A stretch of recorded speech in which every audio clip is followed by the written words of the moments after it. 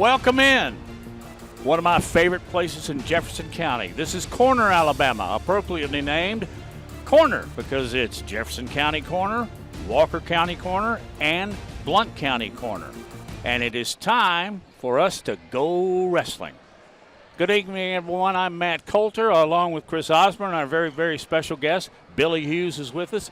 We are going to bring you wrestling here on Jeffco Ed TV. Billy, we're really glad to have you here because we need an expert. And so when we went out and started to find an expert, we found you. 41 years as a head coach at Fultondale High School. Thank you. Welcome to the broadcast. Appreciate it very much. It's been a journey, but it's been a great journey. Fultondale's a great place to be. We've won 3 team championships, 5 times runner-up. I was inducted to the National Wrestling Hall of Fame in 2019 and continue to work with the kids in Fultondale. And in the summers on Mondays and Thursdays, I open my room up to any kid in Jefferson County that wrestles can come and work with me on Mondays and Thursdays at Fultondale High School.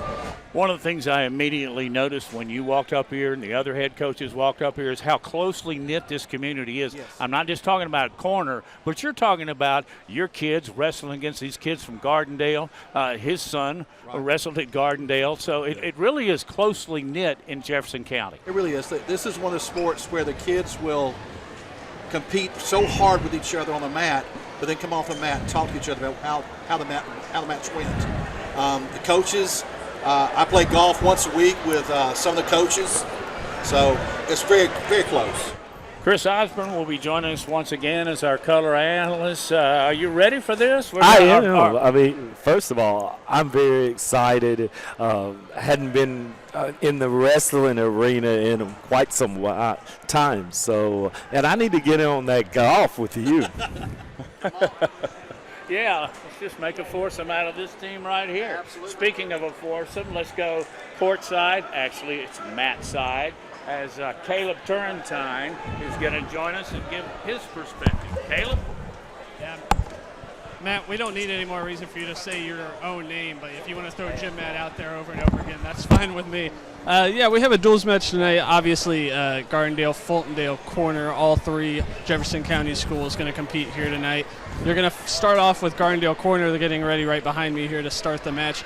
Gardendale, a team that you might see them rest some starters. They have the state tournament duels championship coming up this weekend. They are into the preliminary and quarterfinals round, which they finished in 3rd place in last year's dual state tournament. They won the dual state championship back in 20 and 2021 with also runner-up finishes the 2 years prior to that. So they're very familiar with the duels competition.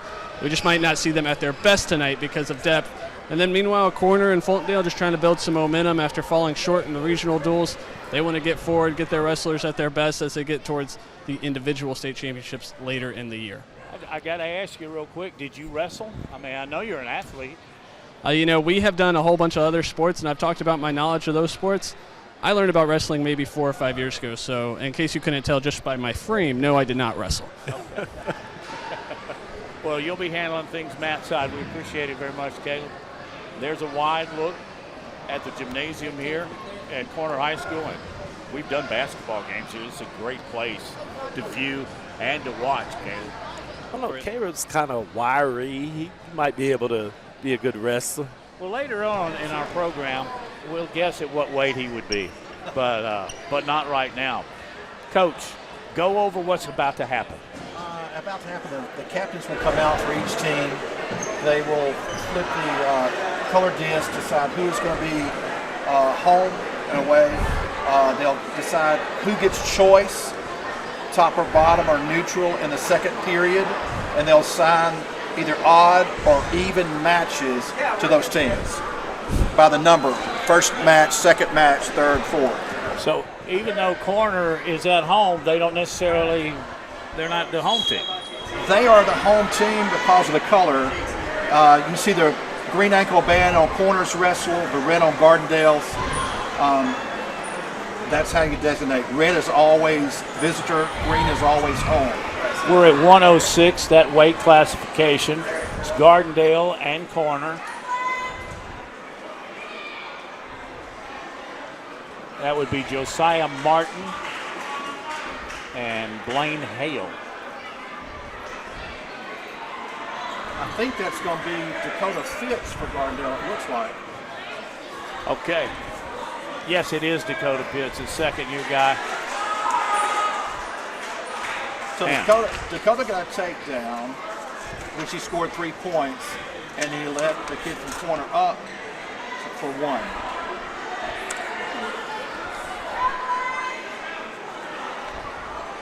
And wrestling matches draw some crowds. Yes. It's loud, and it's going to get a lot louder. All right, 1 minute, a little under 1 minute left, right, Coach? And they'll go 2. Right.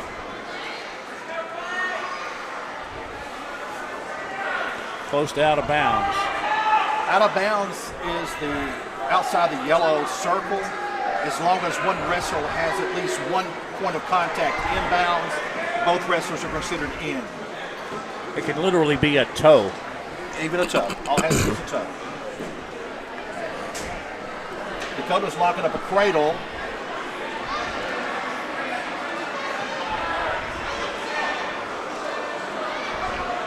Gardendale up 6-1. Gardendale's up 6-1. 12 seconds left. Even though the Gardendale wrestler is out of bounds, there's a toe in. Now they're both out. What goes from here? Restart. They will restart the center. They come to the neutral. Right. Time's up. We're in the second period. Gardendale deferred their choice to the third period, so corner has choice now. He chooses bottom. And the referee's going to turn around to face the scorer's table. Possibly. How long is this break normally? They should go right into it. Two There seems minutes. to be a discrepancy at the table.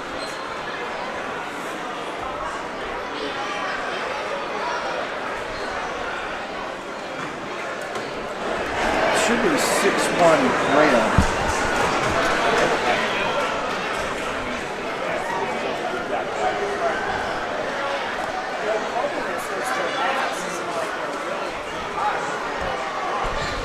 There still is a discussion between the official Discussion and with the scorer's official table. and table workers. Well, I'm going to ask you to guess. Is it a scoring deal or is it a time? Were they out of bounds after the time went out? What difference would that make? If they were out of bounds after the time, there won't be an escape, which is no escape. They go back to the original score they had. Reset. Tell us what position and why. The corner wrestler chose bottom. He chose bottom. He thinks he can escape, which would be either a 1 point or if he reverses 2 point move. So with him choosing bottom, Gardendale automatically is top. Then he reset the clock. Yeah, and then you put 2 minutes up. You Right. can sit at the very, very top of your screen. Gardendale is up 6-1. Yes. And just a reminder that both shoulder blades have to be on the mat for a pin, correct? Any 2 points. Off on they the go shoulders. again. It's Dakota and Blaine Hale. Yes. Near pin.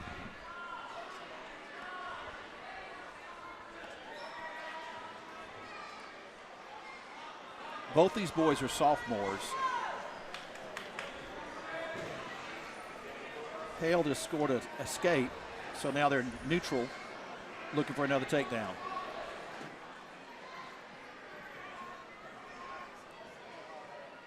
Corner moving Gardendale just a tad. And they stand up. Can they do that at any point they Yes. are able? Any point they're able. And what the referee's going to be instructed to do is work center. He wants them doing all the action they can in the center circle on the mat. We do too, by the way. Yeah. Coming up with the 1 minute mark here. 9-2 Gardendale. He's going to give an escape. They're up and facing one another again. There's no control for either wrestler.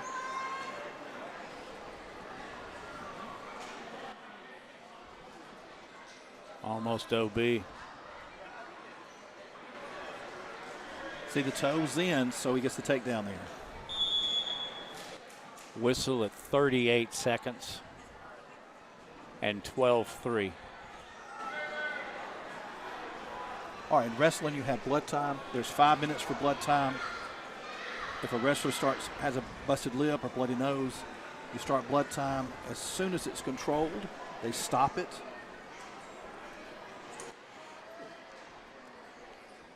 Now, again, I'm asking you to look in your crystal ball again. How many occasions will you have where you have to stop play due to injury or, in this case, of blood? And blood time's quite common. It's an aggressive contact sport. Scratches, incidental blows to the nose. Right. Nosebleeds are the biggest thing. Busted lips be about second. Well, there's so many capillaries in your nose. Once you get one, it just starts bleeding. Nice shot by the corner kid. Good defense. That's a takedown, isn't it? That's a takedown. That's Blaine Hill for corner, the sophomore. He's been wrestling 4 years. And Dakota's also a sophomore from Gardendale. He normally wrestles at the 113 mark. He is a 108 who wrestles up, so the Gardendale doesn't have to forfeit that weight class.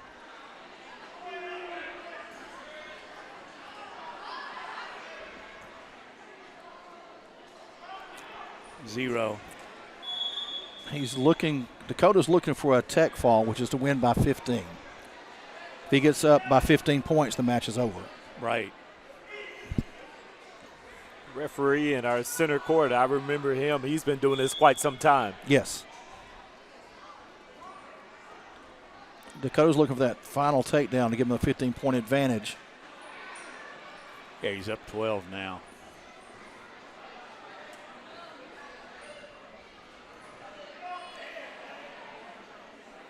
And Matt, the reason the 15 is so important, if you go up 15, the match is over. Right. Years ago, it was you could keep on scoring until the match was over. So it's really a mercy thing for us. And that's it. Fitz is going to win by tech fall. What was the last call again? A takedown. Takedown? So he wins 21-6. That's it. So now go through the procedure here. They'll award the winner, correct? They'll shake hands. Extend an arm. And then right? the wrestlers will normally go to the opposing coach and shake their hand. All right. So now they're going to the next weight class. The wrestlers have to check in with the table, make sure the right name is on the scoreboard.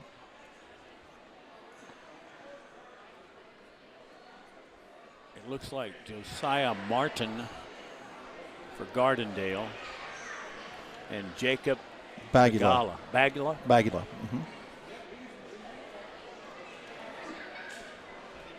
See, I mean, you know all the wrestlers, in the entire county, including Blunt and Walker? Well, it's opening my room up in the summer, and it's free. I don't charge the kids to come. If they want to get better, come.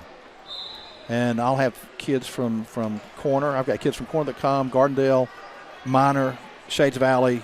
Some Hayden kids come down. It's just they want to get better, and I'm going to make sure they get a chance. All right, match number 2, Gardendale and Corner.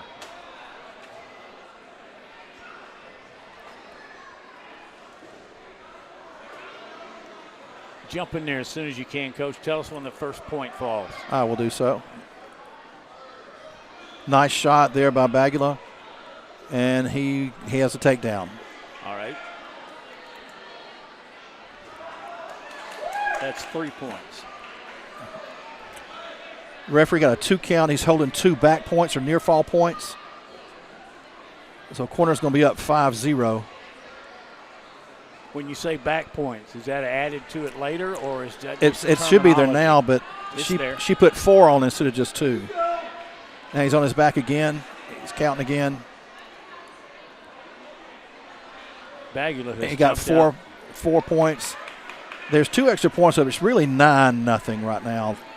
The scorekeeper put 2 extra points at the first back points went up. 11. So 4 points if they're on their back for 5 seconds. And he's got 4 more. It's 15-0 right now. It's going to be up to the coach to make that correction if he wants to, but obviously not. That's a tech fall. And that ties the team scores up 5 apiece.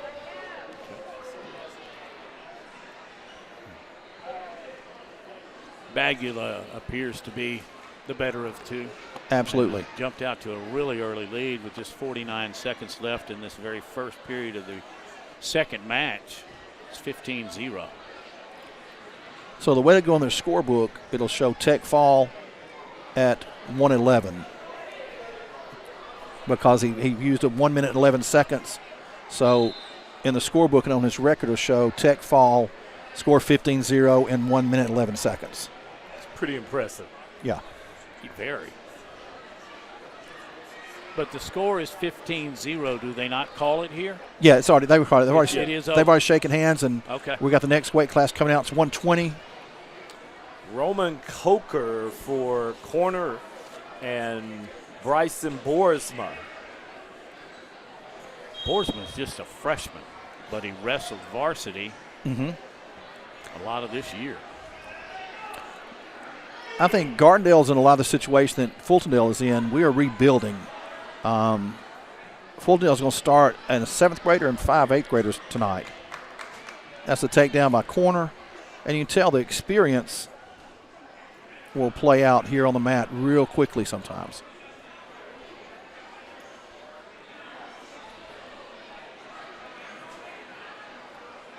Coker's wrestled 4 years. He's in a little bit of trouble right now, obviously. Yes. He's on his back trying to bridge out, but you're talking about an older wrestler with more adult-type muscle. And you never know when that's going to kick in, do Right. you? Some 8th graders will have a lot of muscle mass, and then some juniors won't. Right, absolutely. So with that pin, the team scores will go, it should be corner 11 and Gardendale 5 right now. So we move along. We're now at 126. Ethan Estrada will wrestle for corner, and Lucas Moore, who was a last-minute substitution. Gardendale's a lot of sickness. They got some flu and some bugs going around. It's going around everywhere. And they've got some injuries. One of their wrestlers has injured his knee. They're starting 138. I've got 2 out tonight, one of the girls and one of my starting 126.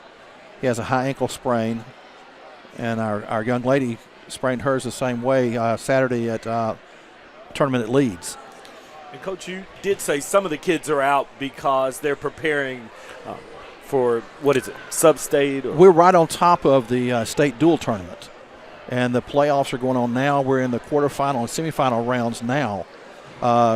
Whoever wins this round will automatically go to the Bill Harris Arena to wrestle for 1st through 4th in the state dual tournament. Estrada is in black with the gold trim. Gardendale in that traditional maroon. Again, a good takedown by Estrada.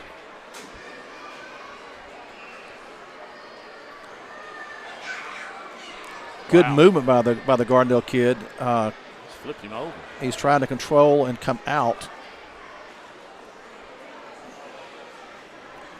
Looks like Estrada's trying for a cradle. That's just as it sounds, right? Mm-hmm.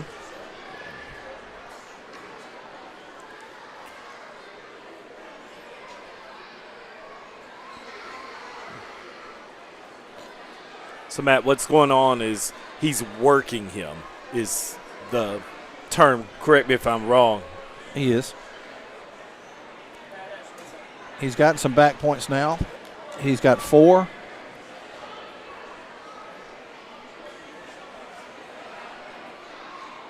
They started out in a flurry, but it's just kind of been not stalemating yet. No. Explain what that is, stalling. Stalling is when one of the top or bottom wrestler is not working to improve their position.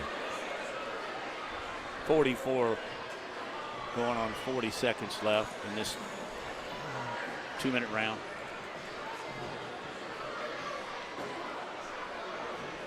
The referee has awarded some more back points, but the table looks a little confused about what they should put on the scoreboard. He just showed them, okay, gave him 4 more. The Gardendale wrestler really needs to work to come up. He is on the mat, needs to come back to his feet. He was doing better on his feet. He keeps exposing his back. Referee's holding 3 back points, so we're up to 14-0. Last few seconds are going to tick down here without another point. They'll go to the second. So it's the corner's choice, and he chooses bottom. He'll get set. I don't know if you can see it or not. There's 2 lines. His knees has to be behind one line, his hands in front of the other, and the top wrestler gets set as well. That was a 2-point reversal. He went from bottom to top. So that's a 2-point reversal. Gives him 16-0, which is another tech for a corner. Well, he started out a lot of Gardendale. Mm-hmm. But it's been corner since, hasn't it? Yes. There's a replay. Nicely done.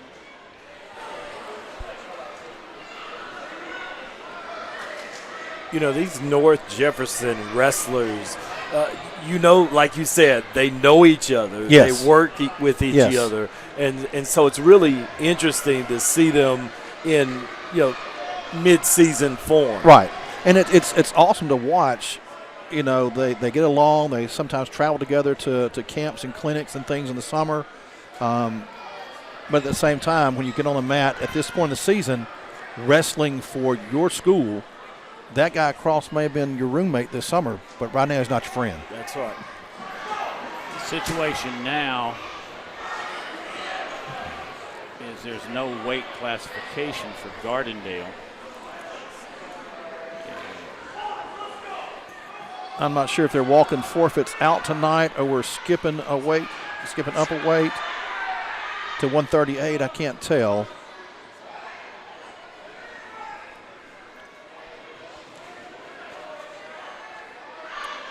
If there's a forfeit, we refer to it as walking a forfeit out. So the referee can raise their hand, and in the referee's mind, he keeps it straight in his mind who's got choice in the second period for the next match. So now we've got 2 wrestlers on the match, but they've skipped. I can't tell what weight class we're at.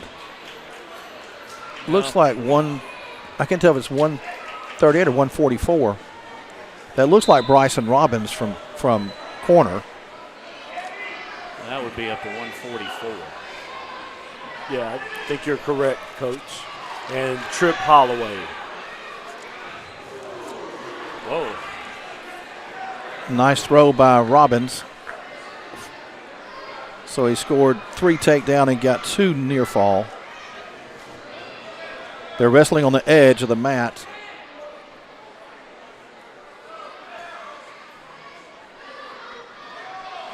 So you can see in the left corner of our screen that there's a couple of chairs, and then is the rest of the team, they are allowed to get behind them across the way with corner. Sometimes they can. It depends on the referee. Okay.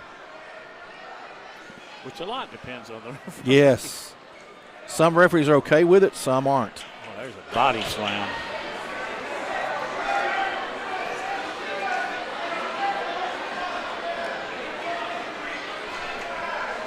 It's 5-0 corner. Mistake there. Almost. Not quite. Not quite. He's got to turn and face him, and they're out of bounds. 31 seconds left. There's a replay. Thanks for that, Coach. I forgot. He's got to turn and face. Yeah. Which brings it back to neutral. Mm-hmm.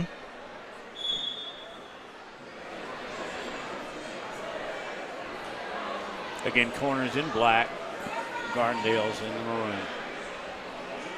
Right in the middle of that yellow jacket logo. And this is the first of 3. Corner of Gardendale right now. Then you've got corner Fultondale. And then Fultondale, Gardendale will finish our evening. Robbins is doing a good job of putting pressure forward on Holloway to keep him on the mat. He keeps this pressure toward his head. He can't get his shoulders up. Gardendale's chosen neutral for the second period, so they'll start on their feet again.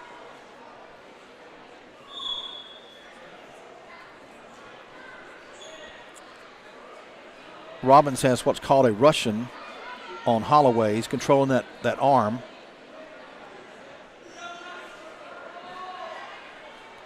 Always doing a good job pushing the head away.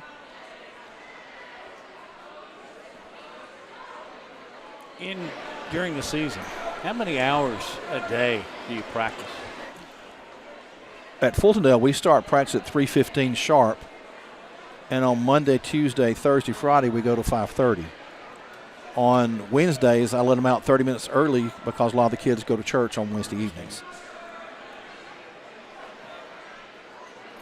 Now, they've stayed in this position quite a while. Well, not anymore. And that's what they're working for, finding that weakness, that opening. So it's another takedown by Robbins. He's up 8-0. You really can't see underneath what's happening, but Holloway's fighting his hands underneath, trying to get his hands free. So he can come out. There's an escape. But not really. He didn't give an escape. So there's no takedown. All right, there you go. He gave it. So a point for Gardendale. Point for Gardendale. That's and then he got taken right back down, which gave corner 3. Now he's escaped again.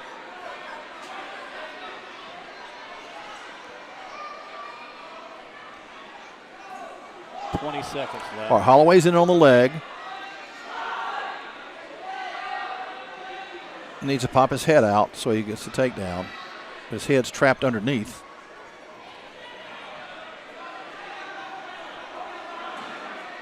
No one has control yet.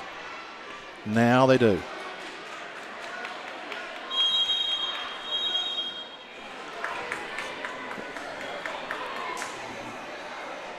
Now you see it's 14-2. It's going to be 16-2 with a takedown and the 2-point near fall. Robbins chooses down in the third period. This first match we've had go, well, no, the first one went to third period.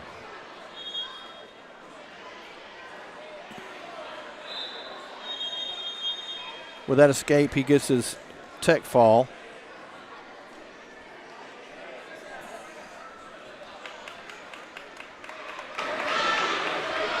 So it's over.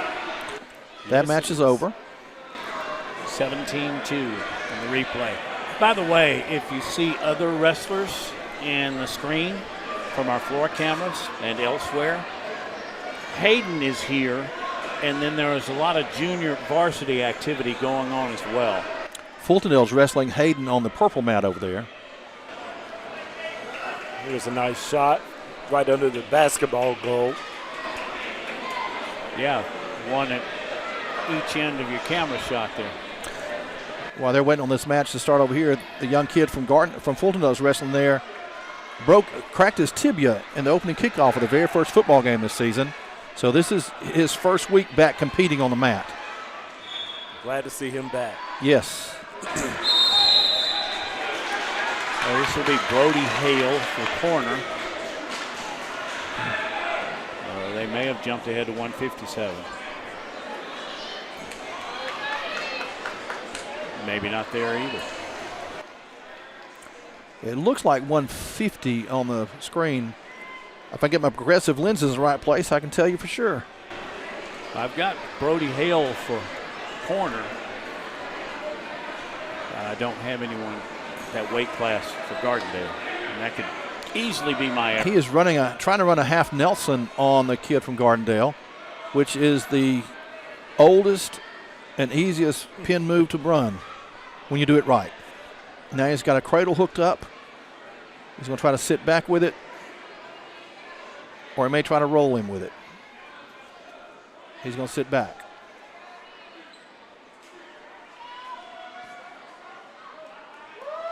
The referee's holding 4, which means he's holding 4 points, near fall points. And since it's the same danger, even though he's come back to his stomach, he's going to award it and give him a chance to do it again.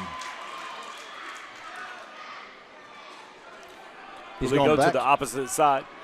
Yeah, he's going to this half Nelson now. And he's going to turn him and get some back points here.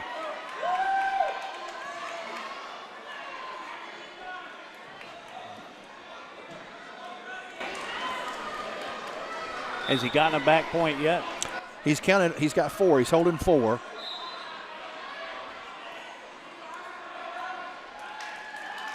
That's a pin. And a nice little flip by the official. The official, if I'm not mistaken, wrestled for Pinson Valley High School when he was in high school. Match goes to corner. Here's another look at the pin. Very technical match. Yes. For the corner of Brody Hill. He kept the pressure on, kept coming at him. Things opened up. He took advantage of what he was given. He didn't force what he wanted. Yeah, and that took all a minute and a half.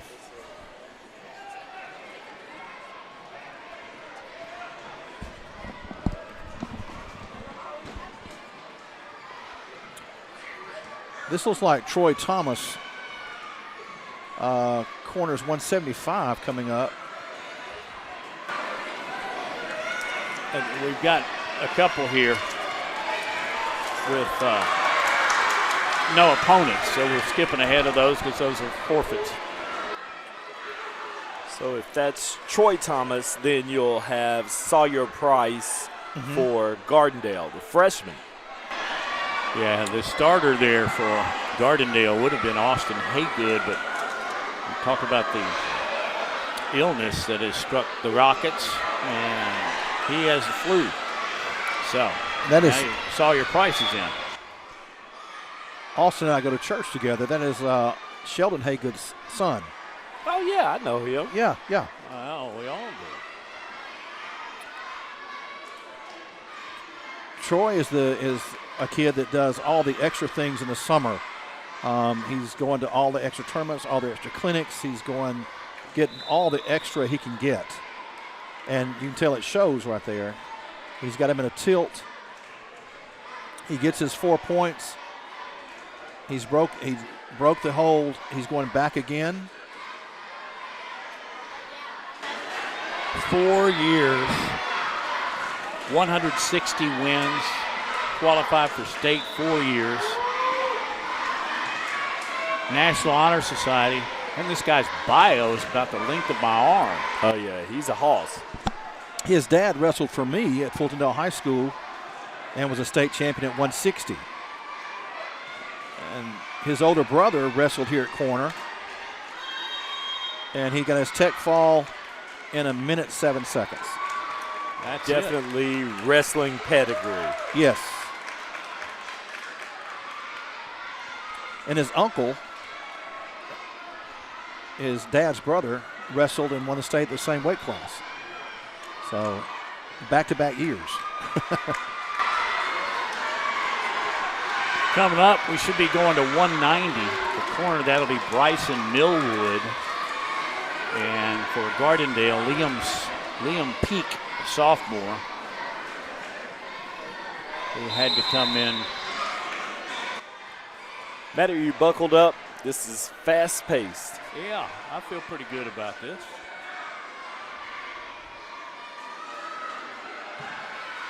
And Coach Hughes, you're a wealth of knowledge. We're so excited that you're here and walking us through this. Yeah, I'm watching the corner match with one eye and trying to watch my kids wrestle over here on the other mat with the other eye. Well, at one end, they also have the small, like the 1st through 6th graders wrestling, and that's a treat. Corner immediately gets a takedown. He is trying to set a spladle.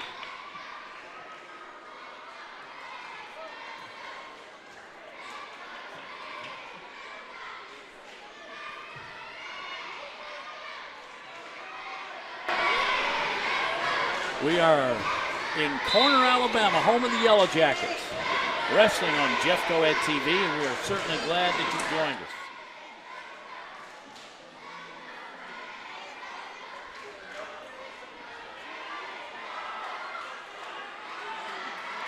It's Millwood and Peak. Pete came out of that try for the pin there. But he's in trouble again now. Got a half on. He's trying to peel the half off, but he's going over. And Coach, if you would, tell us again, we talked about this before, the difference between freestyle, being able to lock hands, reserved for the girls, and folk style for the boys. Folk style, you can't lock your hands. That's if there's 4 points on the mat, you cannot lock your hands around their waist. In freestyle, you can at any point. Some of the other differences, you can, in freestyle, you can get in a clinch where you're holding your position on bottom, and as long as he can't turn you, you're okay. They'll stop the match, no penalty. In folk style, you'll be called for stalling. And stalling's 1 point penalty, right? The first time's a warning, and then it goes 1-1-2 after that. 7-1 Millwood as we end the first 2-minute period. And he got around a little too late with that move by Peak to get the takedown, so it remains 7-1. Corner has deferred their choice to the third period, and Peak is chosen down. He's chosen bottom. Trying to find a way to get back in it. Yes. Get some quick points, hopefully. He needs to clear that arm to keep him from getting caught with it. Peak wrestling for Dominic Sertano. Worth a 190 weight classification. Peak gets his escape. They're neutral again. Let's see how we go from here.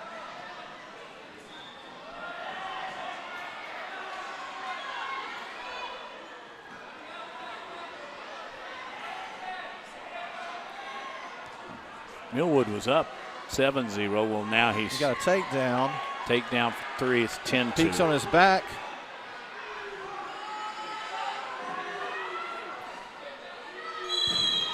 We got a pin. It's a pin. Corner again. In this case, it's Bryson Millwood. Again, we know a lot of snubs tonight for Yes. illness and other Yes. things, but corner is solid. Let's have another look at that pin. Again, both shoulder blades have to be on the mat. Easy call by the ref there. Absolutely. Is it typical for the referee to do that little rollout? He's one of the ones that does it. It started with Randy Hott, as a matter of fact. Coach Randy Hott was the first one to do that. Coach Hott moved here from Pennsylvania in 1973 and officiated for years and years. He was my assistant coach twice at Fultondale. Most recently, last year was his year to leave the sport as a coach or an official. He still comes around and sees the kids, but we miss Randy on the mat for sure. Now, are we jumping to 215? This is either going to be 215 or is it 285. I think that's 285. I think That's that's Caleb Combs. Yeah, it is. That's and everybody 285. knows the Combs athletic family up here, don't they? Caleb Good is trip. the biggest, nicest kids, one of them that I've ever met. Well, he's got a brother who I watched play baseball, and he's now at Auburn playing first base. That's Caden Combs, and then other brother is playing football at Jacksonville State. So, and now, did I understand just a minute ago, Billy, that there's a girl wrestler? No, that's the Poe family. Okay, There's 5 brothers and the oldest sister's wrestling now. it's a family affair, though, nonetheless. Combs is using his head to his advantage, pushing the head of the corner wrestler down. Plus, he's being smart, making the corner wrestler carry not just his weight, but Combs' weight as well. And the more heavy you get, that's a good strategy to make the person carry your weight and his. He's getting off his hips just enough not to be called for stalling. You can't cover the hips and stay there. Minute in. So see, he's come off the hips now. He's beside their hip to hip instead of covering his hips. Now he's let his hips sag. That could be a problem. But he came back up with it. It's a good job. Caleb Strong. He actually played golf for me at Bragg Okay. when he was in the 8th grade. Well, now I'll bet that's a long drive. There goes a half right there. And another pin.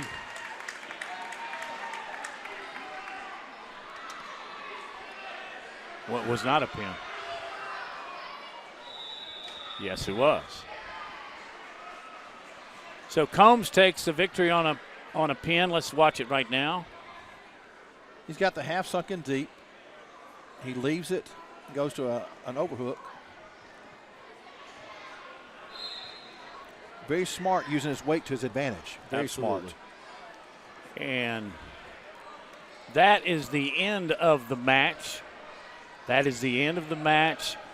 And we'll go side court to Caleb. Hey guys, I'm here with Mr. Korupu Pow. Sorry. Poe. I know you just had to sit there and have taken a break a little bit, getting ready for bigger matches later this week. Is it kind of hard to sit there and watch when you want to get out there and wrestle? Yes, sir. Obviously, you've had a really good season, 38-0, unbeaten so far. Do you feel like people kind of put a target on your back with how you're wrestling? Yeah, something like that. But I just been wrestling hard and work hard in that room, so. And after last season, obviously, a 126-pound champion, correct? Chasing a different weight class this year. How has that changed your wrestling technique? It was a little hard at first because I wasn't used to wrestling bigger people, but I got used to it, so. In a sport that is so individualized, you're out there on your own, you're looking around you, y'all are, for a team event like this, what's it mean to be able to have the team behind your back, even when you are out there on your own? I just tell people to stay positive and work hard in the mat room and they'll pay off in the match. And so the duals state tournament coming up this weekend, I know y'all are hoping for success in that one, finished 3rd place last year. How are y'all going to get over the hump this year? Before our guys just wrestle like they're supposed to, we should be able to get top 4 again this year. So are you going to lose it all this year? Am I what? Are you going to lose it all this year? Are you going to stay on? No. I appreciate it. Back to y'all. I think that I gonna what? Man, what are you talking about? What a question. All right, we got girls now. And some of our notes are a little light here, but I believe that's Sophie Swan. I think so. Sophie's up 7, should be 7-1. 7-1. She got called for an illegal hold, probably a full Nelson.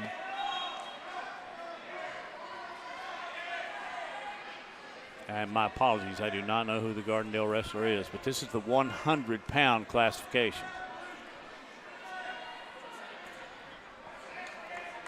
Corner gets an escape.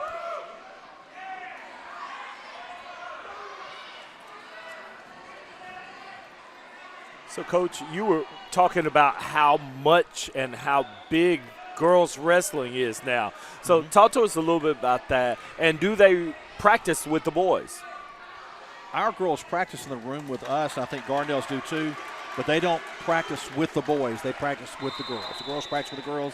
The boys practice with the boys. Pin. Gardendale gets a pin there.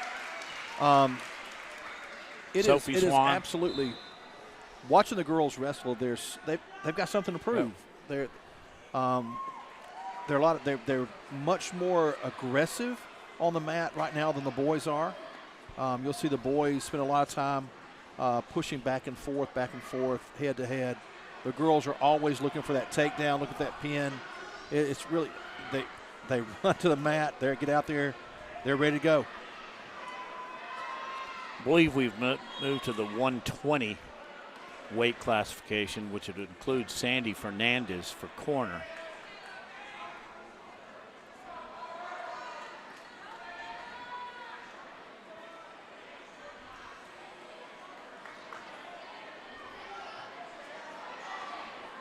Are there any different rules? No. Girls, boys? I mean, No. it's just the same right down rules, the line. Same rules apply. Headgear, equipment rules, singlet. Some of the undergarment rules are a little bit different for the girls and the boys. That would make sense. Same shoes. They make wrestling shoes. They don't make girls' shoes or guys' shoes. It's just wrestling shoes.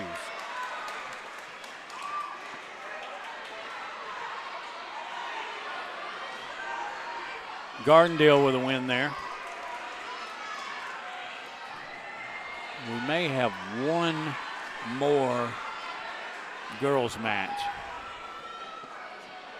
It's like Michaela Hodge for corner.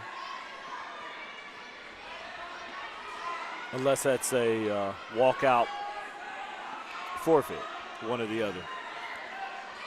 Whatever. Michaela is 7th grader. That's great. Looks like we're going to middle school boys, possibly.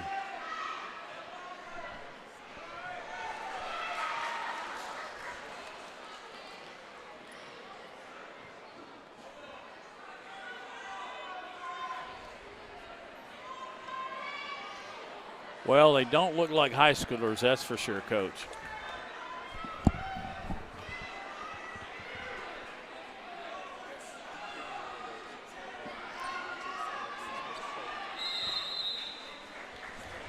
Whistle. See Aaron Edwards. There's a good look at the referee. There's Aaron Edwards with the really cool cap. He came up and sat down with me for quite a while and helped me out and Aaron's explained a class some things. act. Yeah, he really is. I think he's also the one that told us where the food was. That's always good. I like him already. That's a class important. act. That's important. All right, just to be up front with you, you say this is junior high, middle matches. school. Same We rules used to call apply. it junior. Yeah. Now it's middle, but just to leave it out in total transparency, we just don't have any information on these two wrestlers. No.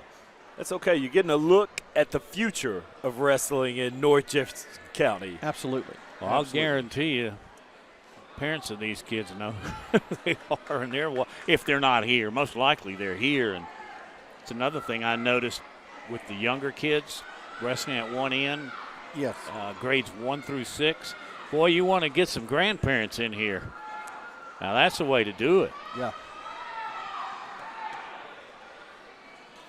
All right, Coach, while we have a little break in the action, for those at home, talk about the young lady or young men with the big stick, what their purpose is. They are tappers. If they need to come out on the mat, it keeps them far enough away from the referee they're not interfering with the match. But at the end of they'll count down to the referee and they reach out and tap them with the stick. And that way the referee knows time's up and they stop the match.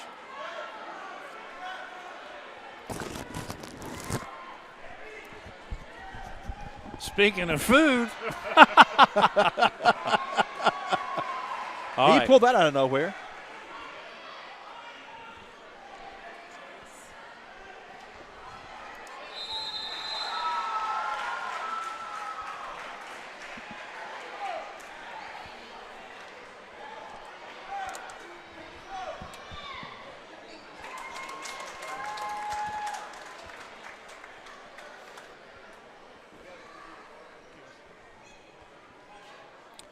Yes, Gardendale and Hayden both are going to be wrestling in the state duels quarterfinals either Thursday, Friday, or Saturday of this week. I think Hayden's going to wrestle Springville, and I can't remember who Gardendale's going to wrestle, but I know Hayden's wrestling Springville. And where's that match going to take place? At Springville at 11:30, I think, on the 15th. What have I set up? Yeah, I don't know when they're doing them. all right, good time to They're go. going to in-school match, I think, for Springville. Want to check in with Caleb real quick. Well, we've got a chance for the middle schoolers here. Yeah, hey guys. Coach, obviously that first match, you kind of expected a little bit of with a lighter lineup. Not about really the team score. I know it's a lot about experience tonight for those guys. What did you think of the first match against Corner and getting the guys that you got in there? Yeah, I think we did a really good job with some of our younger guys. Our 106, he's going to be probably wrestling 1/3 team for us. So when sectionals comes around, so I think it's good just getting them experience in different weights. I was hoping we could get one with our 215, but we got a forfeit there. But I think it really helps because that's a freshman and sophomore lineup. So we got 6 graduating this year. So that's one of those, like, in the next couple of years, you're going to need that experience coming around, so hopefully it'll help us on the back end in a couple of years. Yeah, and in a sport like this as a whole, but certainly on nights like tonight, how do you balance those individual goals with the team goals when it's a night like this? I think it's really important to keep like a long-term goal. I think with wrestling, really any sport, it's kind of easy to focus on the wins and losses, but if we can kind of keep them far-sighted rather than near-sighted, which is kind of our thing that we preach throughout the year, is just focus on the goals, because a lot of JV kids, they come in, maybe have middle school success, and high school it's not, it doesn't come as quick maybe, and they see guys like a Carupo or a Sean Thomas, Isaac Jones that are having success in the room. So it's hard to kind of focus on that, but I think if we can keep them bought in and keep, stacking levels every single time, I think it'll help us later on. Yeah, collectively, you'll have some pretty good wrestlers who are making waves on an individual basis. When you have 4 or 5 guys who are wrestling who have single-digit losses, this late in the season, how does that help y'all's program? I think it's great because, Gardendale has been a top 10 program for the last 15 years, I would say. So it's really just a blessing to be able to be here and coach at it. But, having guys that just see the success that we've had, I think it kind of propels them to work a little bit harder so they can achieve those goals for themselves. So I think when we have that and we have the room that we have, when you've got those seniors that have been here 4 or 5 years and maybe qualified a couple times, it motivates the younger guys. So, like I said, in the match tonight, we didn't start off great, but it gives us a lot of learning points so we can focus and hopefully build for the next couple of years. Yeah, and obviously wrestling is one of those sports that has multiple state championships, not just individual, multiple team state championships too. State tournament continues this week in duels. What's the rest of this week look like as y'all prepare for that? Yeah, so tomorrow we're going to get back after it, probably practice pretty hard because some of these guys are going to be overweight coming back, not wrestling tonight. So we'll practice in the morning, practice in the afternoon, and then Thursday, weather permitting, we'll head to Pell City. That's going to be a good duel. We matched up with them over Thanksgiving break. They beat us by 6. So that's a one-match swing, so hopefully we can find a couple points. We got some guys that are not in the lineup right now just due to injury, so it's going to be tough. We're going to have to find some weight classes, find some wins. But that's kind of the name of the game. You just got to move some weights around, and hopefully you can find some. And then Saturday we'll be heading up to Huntsville just for a tournament, bring some of the young guys, and hopefully we can get some experience there. And then some of our older guys just kind of stack wins, so it'll help us when sectionals comes around for seeding. So. Yeah, and obviously last year finishing 3rd in the duels state tournament, is that? Yeah, and you talked about the success the program has had as a whole. Do y'all feel like there's a little bit of a target on when other teams wrestle Gardendale? Yeah, I feel like just kind of the name that we have. You'll see kind of early in the year when a lot of our football guys are out, you'll see some guys kind of move weights around so they can get a little bit better matchup for them. So I think kind of, I hesitate to say target on our back because I feel like we're the underdogs going into Thursday. But I think a lot of the, when you have a name like the Poes and the Wyatts who have wrestled here, I think it does kind of build us up a little bit. And sometimes it can hurt us because I feel like some of our younger guys get a little bit big heads and they think we're owed success. So, that's kind of the discussion we have to have early to hopefully build on that and not just expect to win every single time. That was something in our first match of the year we wrestled Spain Park, and I think a lot of us thought we should have won, and we ended up losing late due to some penalty points. So that was an eye-opening experience for some of the young guys. So I think it's kind of a blessing and a curse when we got the name that we have with our program. So. And last thing, I just talked to Koru. I asked him if he was going to lose this season. He looked at me like I was crazy. What are your thoughts? Do you think he finishes undefeated? I hope so. We were looking at it today. There's only I think 40 undefeated seasons in the AHSA, and his brothers, actually, Deshaun has 2 of them and Isaiah has 2 of them. So he has a chance to be the first 4-time state champ out of his brothers. So we don't want to put all our eggs in one basket, but I think the expectation is state championship. I know it is for him. That's kind of our goal for the season, so we'll see. All right, appreciate it, Coach. Back to y'all.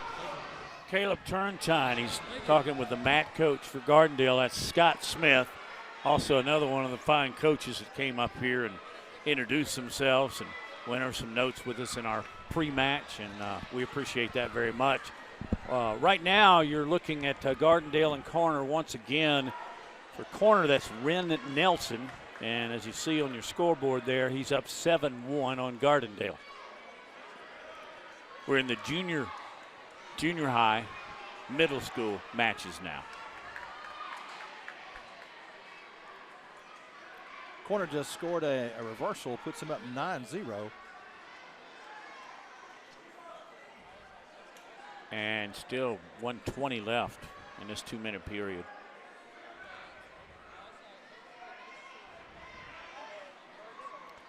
So, Coach, unlike football in a lot of ways, is wrestling more technique or brute strength?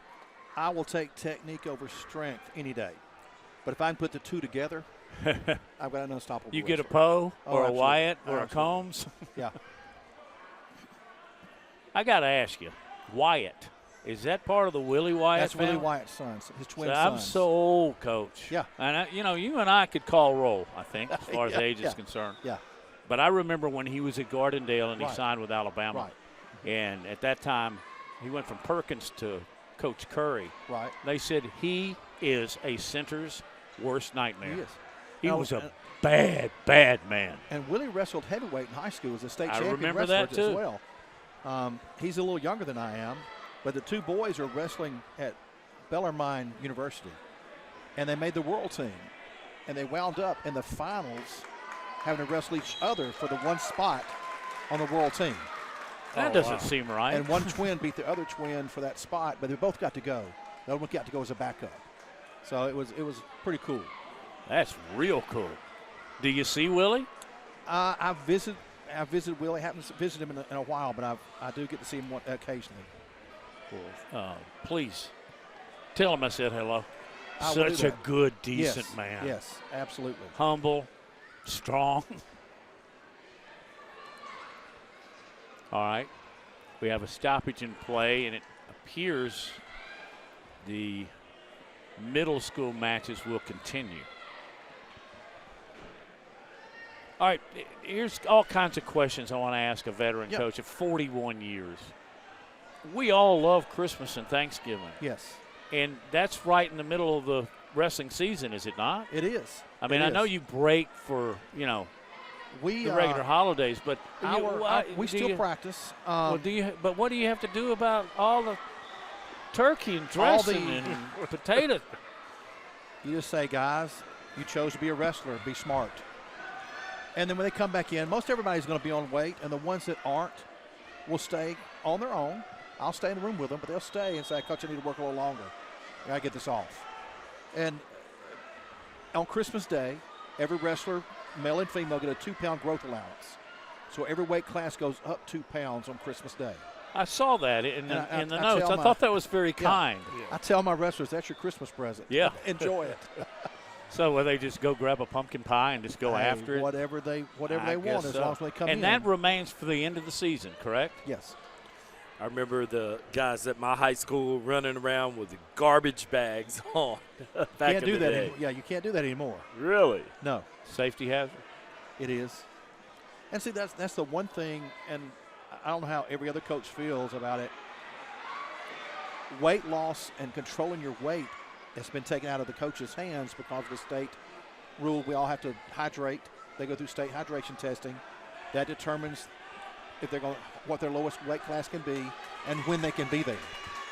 So that I like. And I don't have to make those decisions anymore. Very scientific. Yes, And, of course, it's for the protection of the kids. absolutely.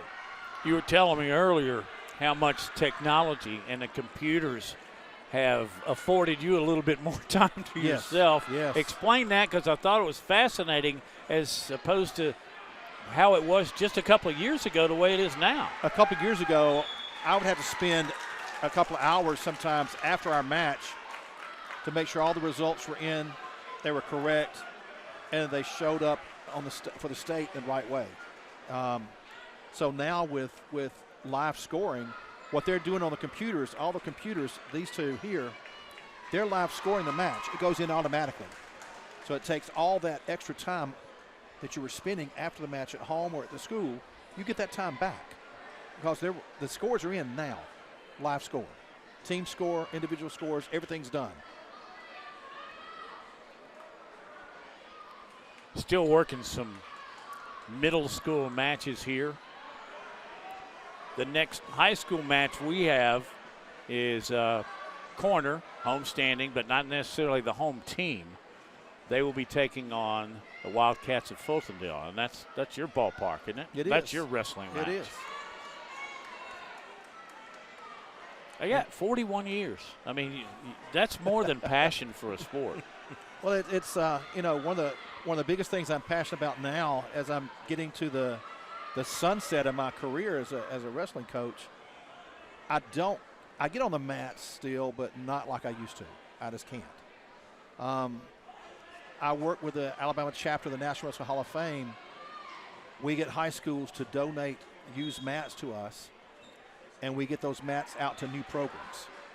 And that's probably my greatest passion right now. And if I decide to eventually walk away, that's where I'll spend my majority of my time. So far, Coach Randy Hott and I have secured 13 mats from different high schools in the state of Alabama that are retiring a mat. We have 13 schools that have just started their program that couldn't afford a mat, that we've gotten a mat to them. And when they get their own mat, we take that mat back and we get it to another school. That's just starting out as well. So what's the cost typically of a new mat, and what's the lifespan of it? Well, I can answer this. It's one of the things I can answer.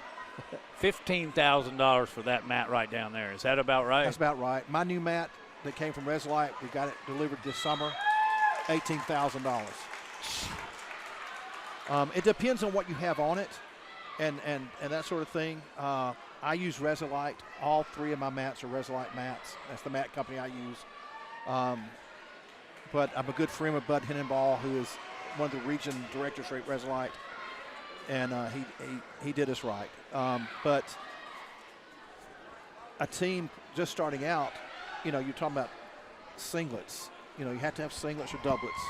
You're talking about, getting your kids wrestling shoes or headgear or thing, So to take that initial expense of a mat, that $12,000 to $20,000 off the table for them for a few years to give them time to fundraise, is amazing. Yeah, that's an admirable coach. Certainly giving them that breathing room. Right. Any particular startup programs that come to your mind? Oh yeah, we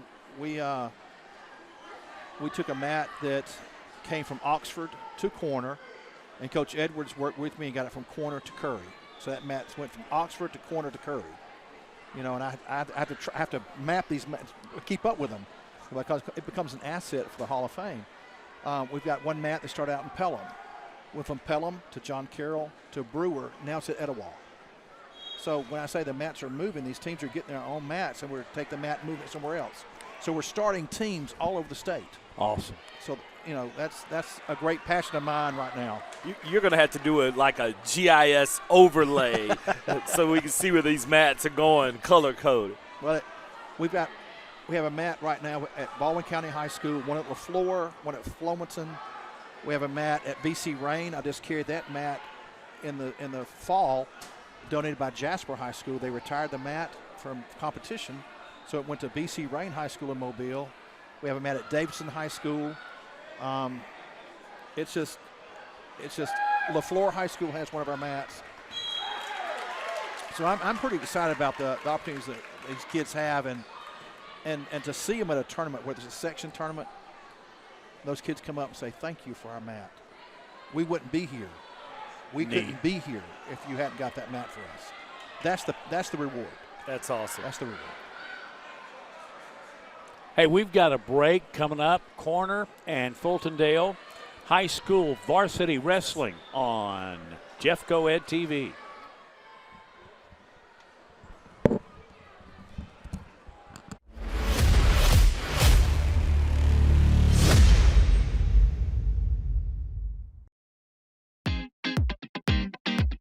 Welcome to Corner High School, where we exemplify Jacket pride every day. Let's go, Jackets!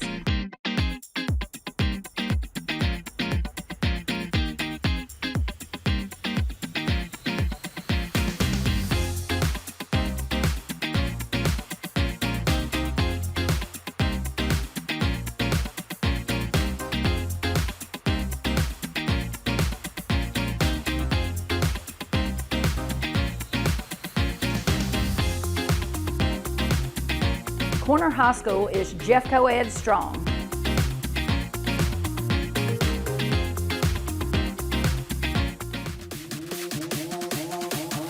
Welcome, my name is Adrian Pryor, and I'm the principal here at Fultondale High School, where it's a great day to be a Wildcat.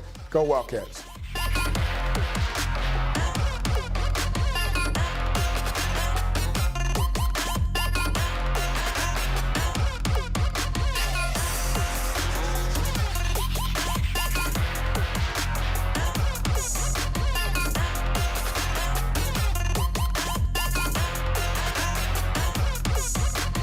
Fultondale High School is Jeff Co-Ed strong.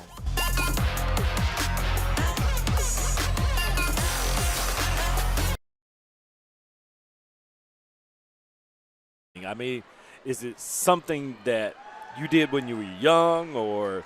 I wrestled in middle school and then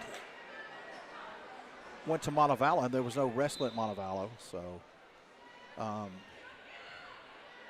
and then when I came back to Fultondale to teach, Charlie Bruce, who was the head wrestling coach there, said, "But I start a middle school team for him." So I started the middle school team at Fultondale High School, and it morphed into, in 1995, I became the head coach.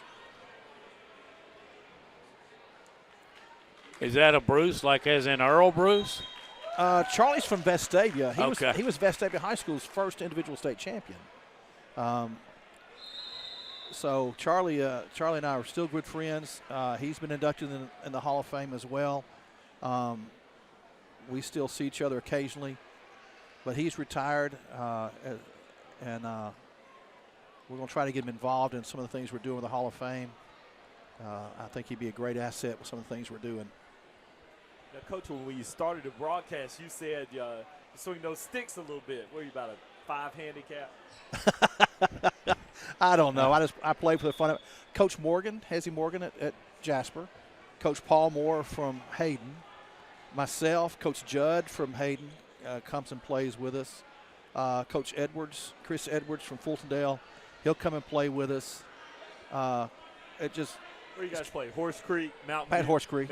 We played at Horse Creek. That's a great little track. It's good. It's a good place for all of us to meet. You know. Sounds like a lot of fun. Maybe one day you'll let old announcer come on. We have a great time. You're watching JV middle school wrestling, and we're waiting on the high school, and we'd love to tell you who these people are. It's just not included in our note package. That's not pointing a finger at anyone's direction. That's just the way it is, and that's why we're just treating Billy Hughes like he's a guest on the Tonight Show. Just quizzing the heck out of him. Well, I can tell you what, Manny, one of these kids is from Gardendale. The other's from Corner. There you go. That's more information than I passed along.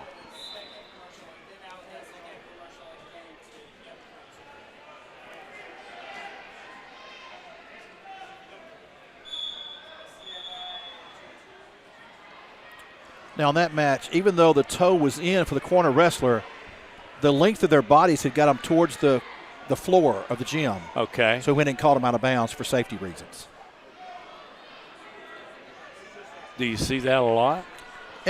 Sometimes in some gyms, the safety area from the edge of the mat to the circle is about 5 feet.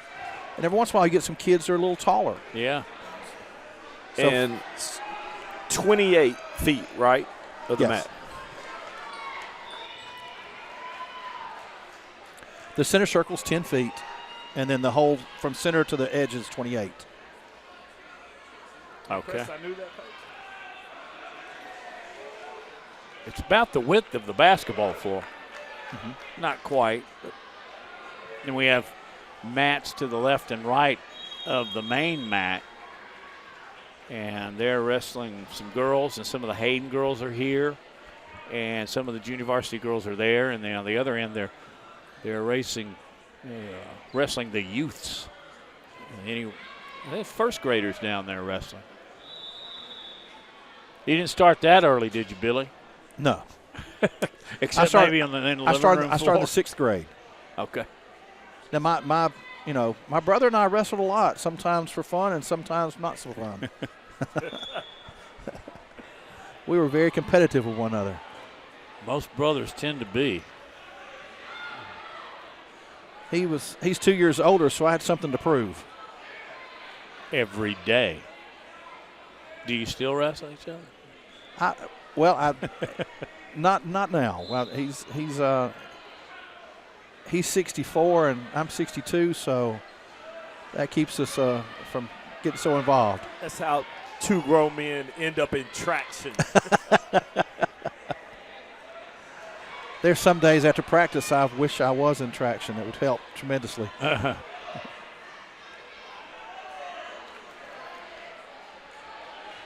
All the communities up here, Coach, are just so great. I mean, I know corner means Walker, Blunt, Jefferson County, but you get to the Fultondales or the Gardendales, and I think you could really get to the heart of Jefferson County. In addition to our other schools, but the new JCIB school has been built on the side of the old Fultondale High School, right, directly on it. So they'll be trying to occupy that building in the next month or so. So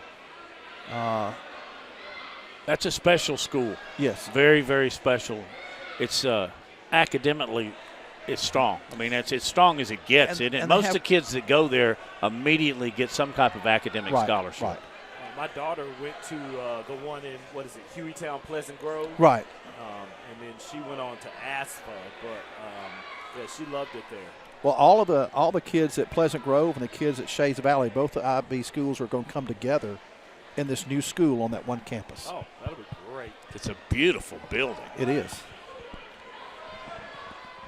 It's kind of right there across the street from the football and baseball field. And just kind of thumbs up to Jefferson County, there is bus pickup to go to those IB schools at various locations. Right. Yes. So as a parent, you don't have to drive them all the way there. You meet at a certain location, they get on the bus, and then they come home to that same location. That was a huge help. Absolutely. Again, you're watching wrestling from Corner High School. Teams represented here, Corner, obviously, Gardendale, Fultondale. And Hayden has participated in some too, but that's on a limited basis. And our next match will be Corner and Fultondale. And our last match will be Fultondale and Gardendale.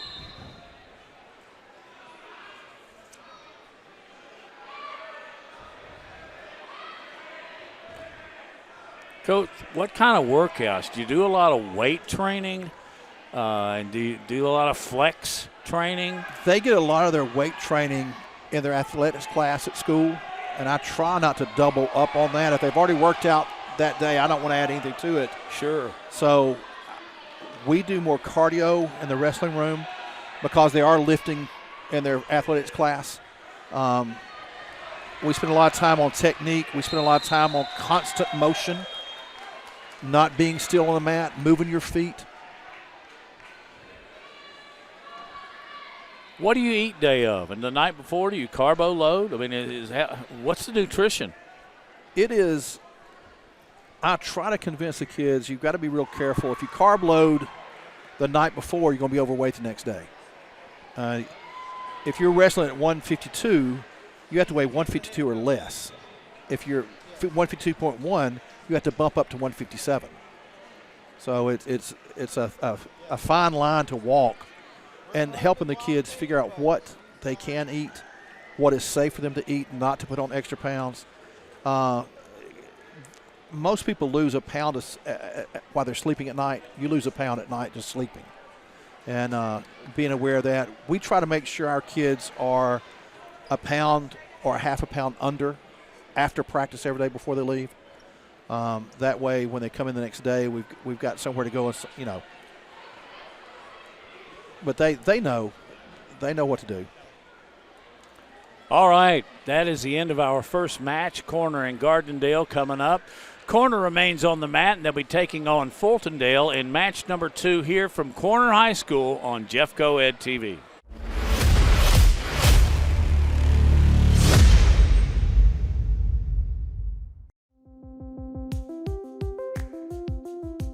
Introducing the brand new app for Jefferson County Schools. It's everything Jefferson County Schools in your pocket. This is the home screen. Tap the 3 horizontal lines in the bottom left to see all the menu items.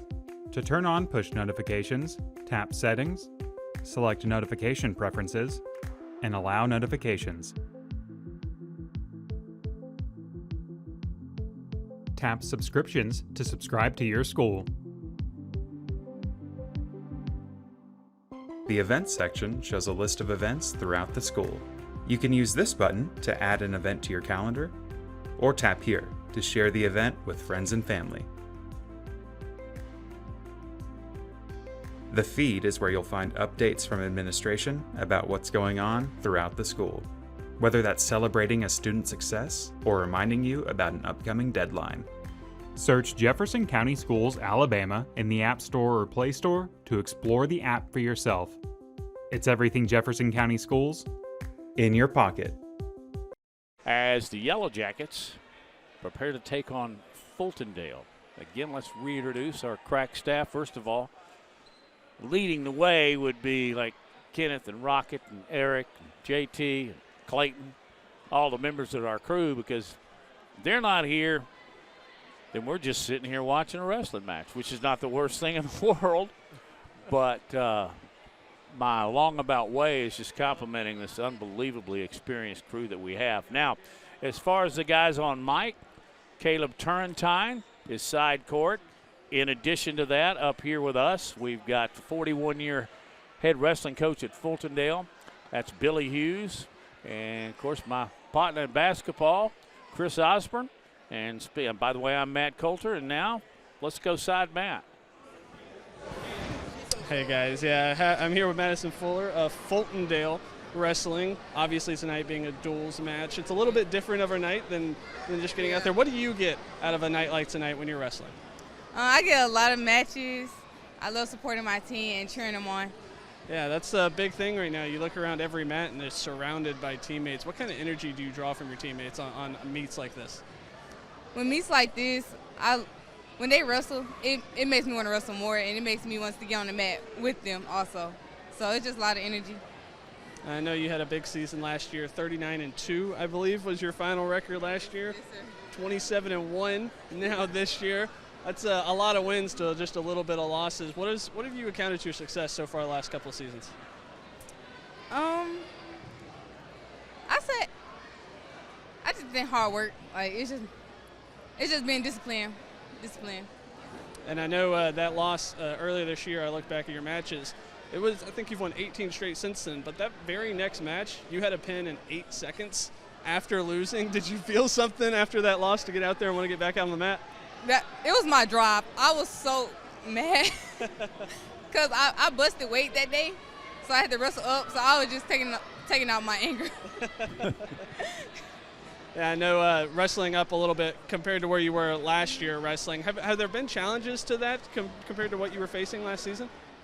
Yeah, honestly, I feel like it's the strength. The girls are getting stronger, so it just makes me want to work harder and get in the gym more. And I know we're talking about duels matches all night tonight, but you have your sights set on individual goals, the state title later on in the next couple of months. What's the process like until then to see if you can finish out the season strong? Practice and working out. It's really working out, practice, get my stamina higher, and practice.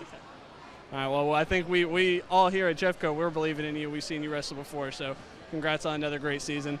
Back to y'all upstairs. Thank you, Madison, and thank you, Caleb. What's the fastest pin you've ever seen? That one was 8 seconds. I've had a 7. She almost got it. Wow. Was that you personally? No. When you were young? Oh. I've never moved that fast. Did you supplement? Did you also play football? I played football, and I wrestled. In middle school, then other things came along. The few times I wrestled was when I was playing football, and they really encouraged it because you use so many of the muscles that you're going to use, particularly with offensive and defensive linemen. All right, let's take a break right here on Jeff Coed TV.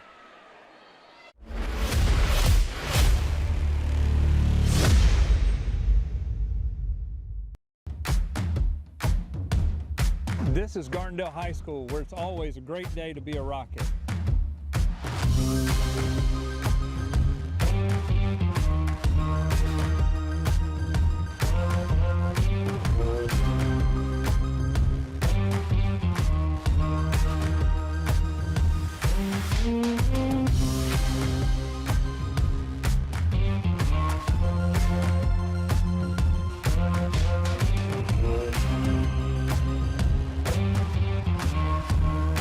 The Gardendale Rockets are Jeff Coed strong.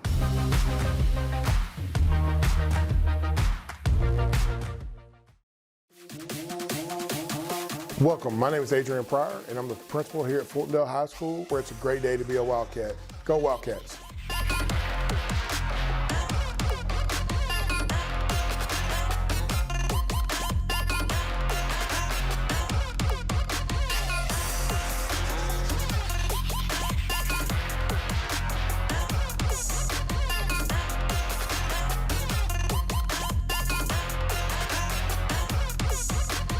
Fultondale High School is Jeff Coed strong.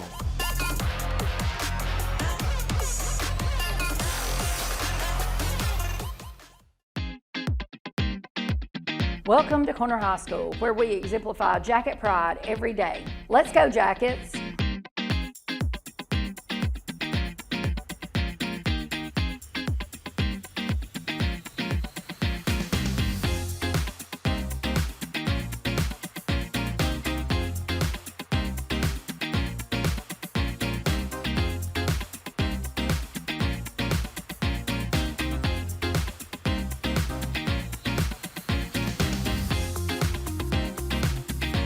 Corner High School is Jeff Coed strong. Welcome back to Corner High School. So we're checking some scores. We've already had one match that was between Corner and Gardendale. Billy, what did you say? I know Gardendale. Final score was Corner 62, Gardendale 17. Pretty convincing win there. And very deserving of the victory. But Yes. I will footnote that Gardendale had quite a few injuries to their frontline wrestlers. Right. A lot of their starters were out, holding them out for the all-important state dual tournament quarterfinals they'll be wrestling on Thursday at Pell City. What kind of team does Pell City have this year? Pell City is very strong. Coach Huffer does a great job there. He's got a great staff. Their kids are always, they progressively get better as the year goes. So they're hitting their stride right now. I want to ask you about Fultondale's head coach, Amanda Edwards. Amanda Edwards. Is it unusual to have a female coaching both girls and boys? Well, her son Macon wrestled for me, and at one time held the state record for most consecutive wins at 192. Whoa.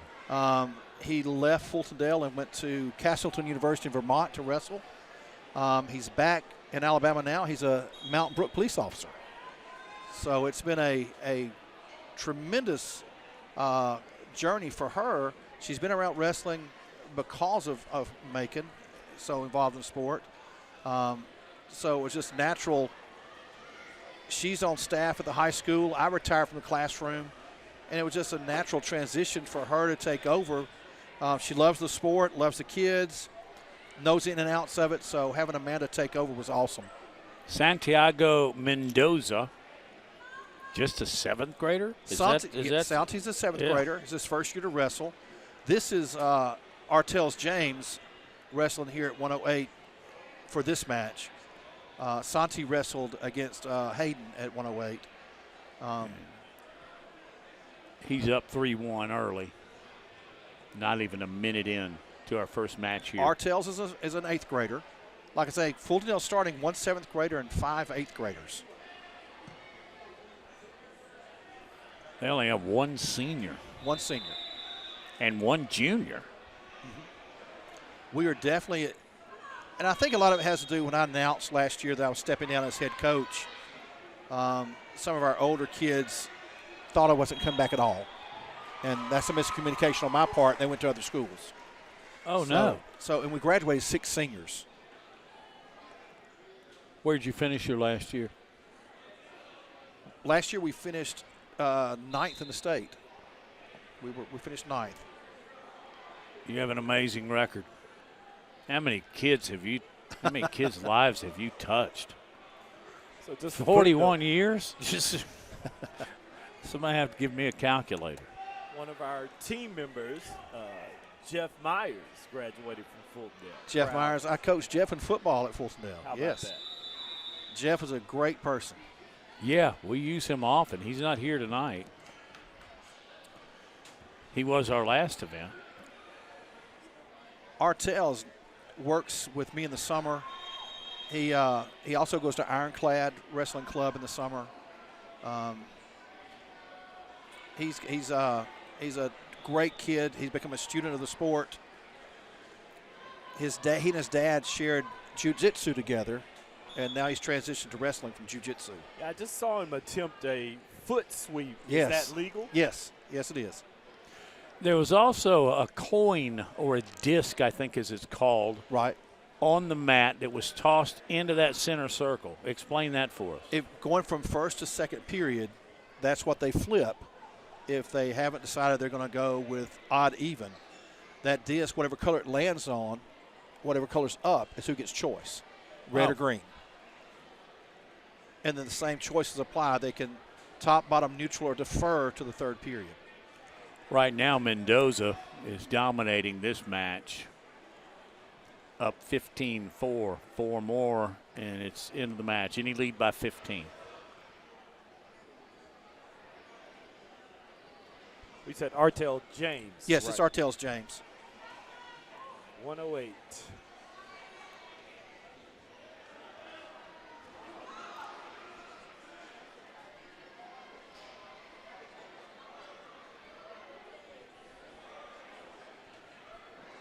James is leading, as I correct myself.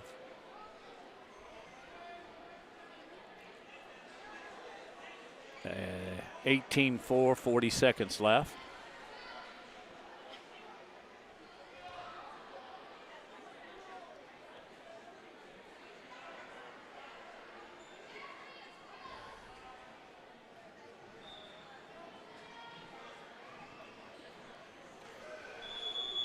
So, Coach, this may be a kind of a dumb question, if there is a dumb question. But when you start with young athletes, how do you get them to understand this isn't WWE? This is a technique. That is a great question. Every year, no matter where we are, who's in the room, we start at the very beginning. This is your stance. Very beginning. And we go from there. And getting the kids to understand and get them to watch some videos. This is high school wrestling. This is what you do in high school wrestling. So for this match, Artels and Santiago have swapped weight classes. They both weigh 108. So we swap them out with each other. So this is Santiago. This is Santiago. This is Santiago. All right.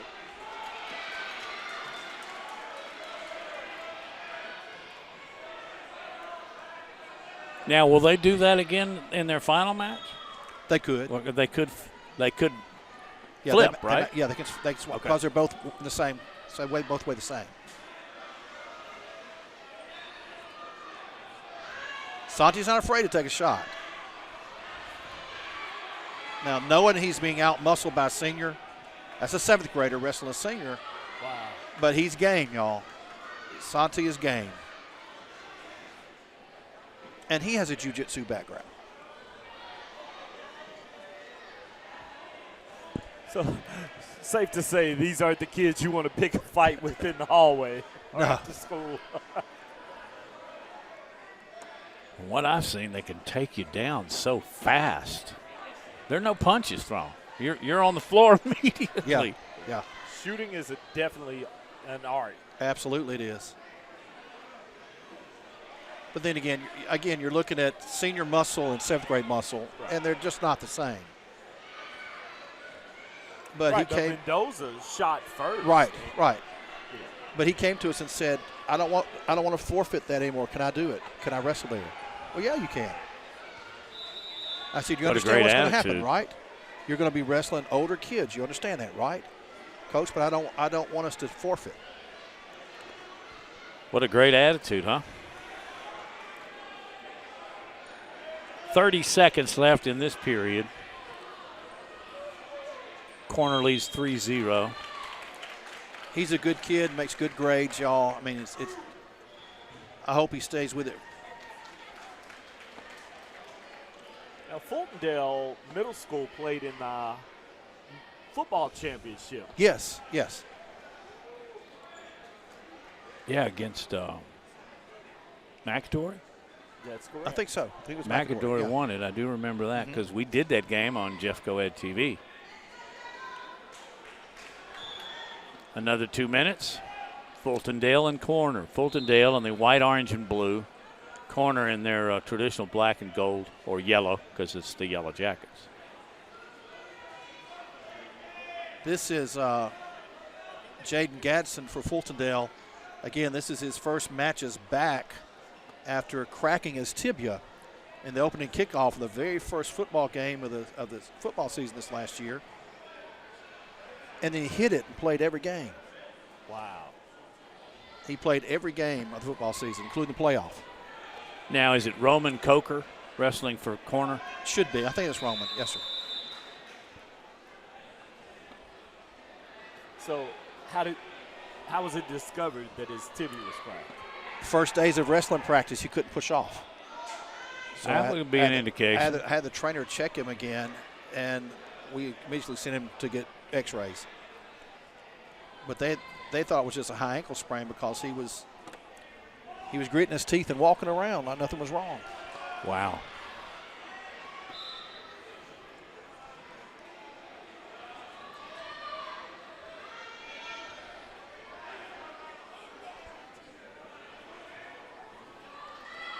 No score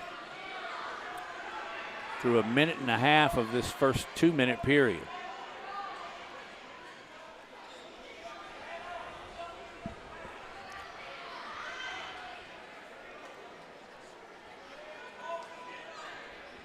Every score, the official signals the scoring table? Yes. All right. Fultondale's got a takedown. 3 points. Comes the lady with the big stick. You know, she nudges him when time's out.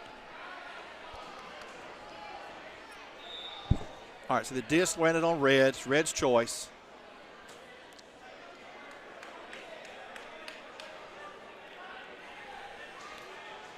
And he goes neutral. That's yes. Something we haven't seen a lot of. He goes neutral. That's what I want them to do. If they've scored a takedown and their opponent hasn't, we're going to take neutral. If I can get in your head, if I get another takedown and get in your head that you think I'm – and we cut him and let him up. Oh, he's taken me down twice. Can you do it again? You know, it's a mental game too. It's not just a physical. There's some mental goes with it as well. Some stand more than others. Yes. Some are in the more traditional position. Is that by design? Do certain wrestlers just like certain that wrestlers better? Just like that much better.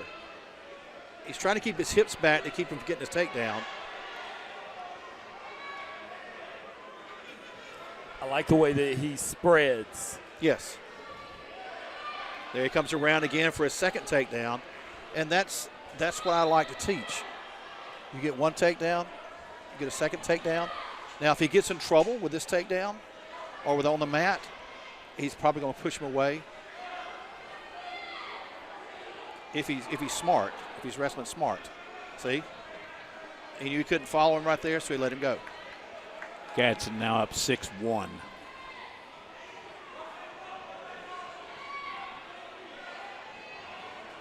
Now we've got another takedown. So he's following the game plan he likes very well. So it's 9-1. Very technical. He probably had a pretty decent coach somewhere down the line. Miss Edwards is awesome. She is an awesome person, y'all. There's a lot of things that I did not have to worry about at all. She handled all the administrative duties completely and totally, all of it. I just concentrate on coaching. That's what I wanted to do. So if you're not down there as the mat coach, who took your place tonight? Her husband, Chris, is sitting next to her. He also is one of the mat coaches. So he is. That's her in the chair, and he's sitting right next to her. And quite a few Edwards are coaching. Yes. Well, they're related. They're related. Yeah. They're cousins. Aaron, yep. Aaron and Chris are. I don't know if they're first cousins. I know they're cousins. Maybe we can get a shot of the husband-wife coach duo. There they are, coming to the lower bottom of left of your screen. See the husband anyway. But Garden has husband and wife basketball coaches. They sure Yes. do. Girls, male. Girls will be coached by wife, husband coaches. Corner chose top.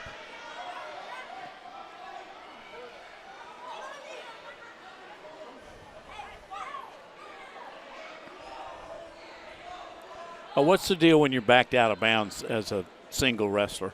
You just get back in the action as quickly as possible, as they just did. Coming up on 1:30 left, Fultondale is in command here. That's Jaden Gadsden. He gets another takedown, puts him up 13-1. Oh, the minute and a half left here. He could put this one away. You see on his left ankle, he's got that ankle brace on.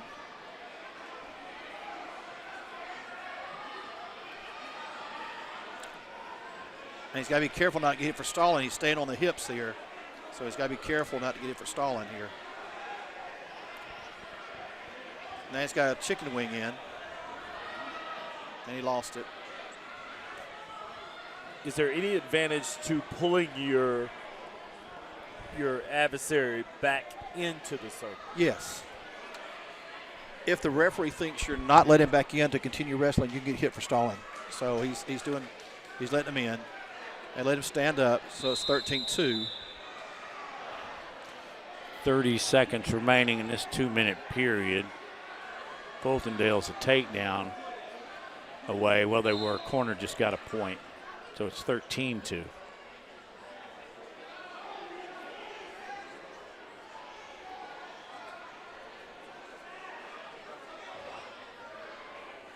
These are the 120 wrestlers.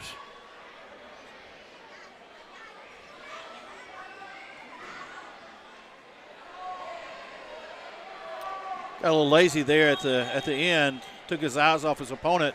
Let him get a takedown. It's still going to be a major decision, which will score the team 4 points. Let's go side mat. Here's Caleb.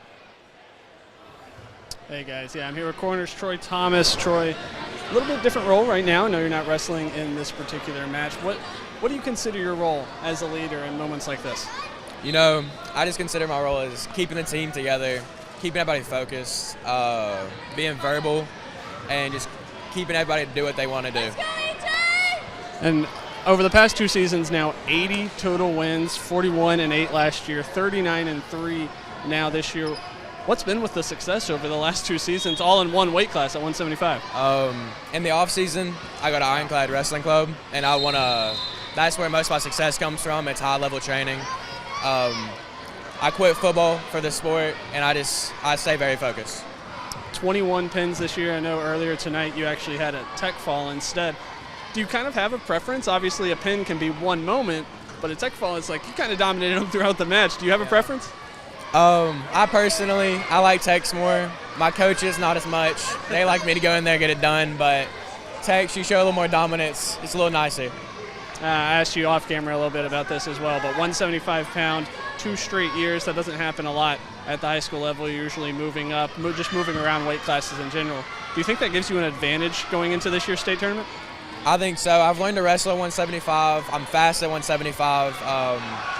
Most people, they're either fluctuating up or down. They don't really know how to use the weight. I think it gives me more of an advantage. A state runner-up last year, obviously, that's a great season, but I know you want to do a little bit more as well. How do you get over that hump this year? I say I use the loss as fuel. I think the loss fueled me more than me getting first last year. I've come back hungry. I'm going to win it. All right, well, I think we're missing a lot of fun behind us, so I'll let you get back to it. Appreciate it for your time. Back to y'all upstairs. All right. Thank you, Caleb and Jaden. Appreciate your time. Back to our live action. Mid-mat. This is a good one. Tight. Coach, who do we have for Fultondale? Fultondale, this is Colby Thomas. He's an 8th grader. Wrestling 132 against Riley Freeman. What we're hoping is these 7th and 8th graders in a couple of years they'll simply just man up. You know, they'll grow up and man up and be ready to rock and roll. But like he's doing well. He's only behind by 3 at the end of the period. So we'll see how this fares. He's a huge competitor. This kid right here has got a lot of heart. 8'5" Freeman. I will say he's terrified to go across bridges with water under it. Really? I found that out this summer while we were in Florida wrestling.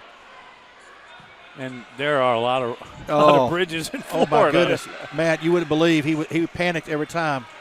What did he do? Just move to the center of the car? I put him in the center of the seat, and his brother was on one side, and Artels James on the other side. And I said, guys, if you have to hold his hand, hold his hand. But he was petrified, absolutely petrified. I hope you weren't going past the Dale Mabry in Tampa, one of the longest spanning bridges in the country. We were in the Pensacola area, so we had a pretty good bridge to cross. But you know what? He gutted through it and did a great job. So did good in the tournament down there, and he's not doing bad right now for an 8th grader. He's really not. He's fighting off his back. He's giving up some muscle, that's for sure. Very physical for an 8th grader. Yes, he is. And let's not take anything away from Riley Freeman not at all. Jr. Not at all. He's been wrestling for about 5 years. Plays tennis. Finished 2nd in sectionals. That's fantastic. Wow, that's cool. That is. Takes a little agility of his own. Colby played defensive back on the middle school football team that was in the championship with McAdory. So he's a 2-sport kid. Again, we're at the 132 weight classification.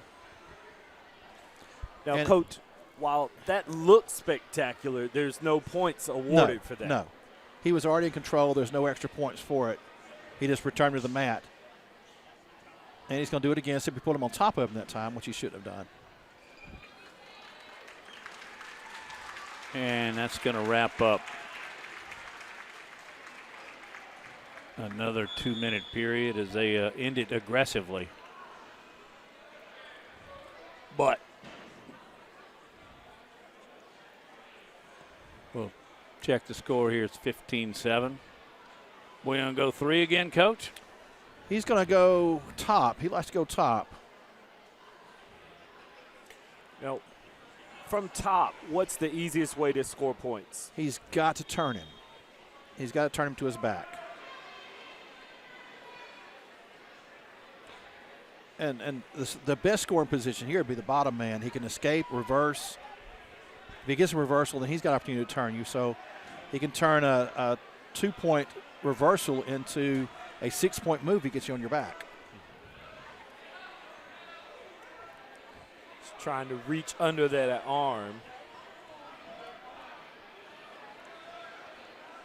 That's the half, right? Right. They stayed at 15-7 here for a little bit. All right, he's got the half on now from the opposite side.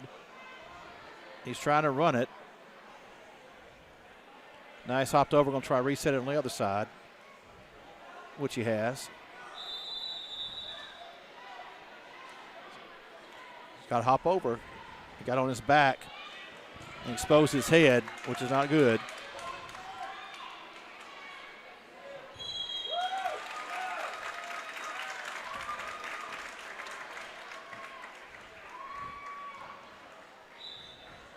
So we talked about in just WWE. I know growing up we heard the full Nelson Right. and the half. And the full is basically locking. Correct? Yes. Both hands under both arms, locking on the back of the neck. Which is illegal in high Illegal, school. yes. Freeman wins that one.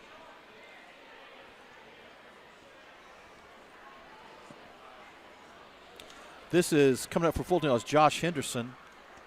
He's our only senior on the boys team. He is 4 matches away from reaching his 100th career win.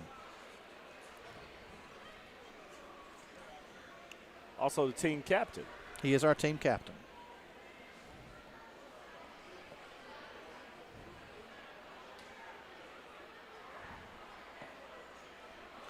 On the other side, Jackson Gravely Jr. for corner. First year as a starter, so we'll see how he runs cross country. So it should be a pretty interesting match.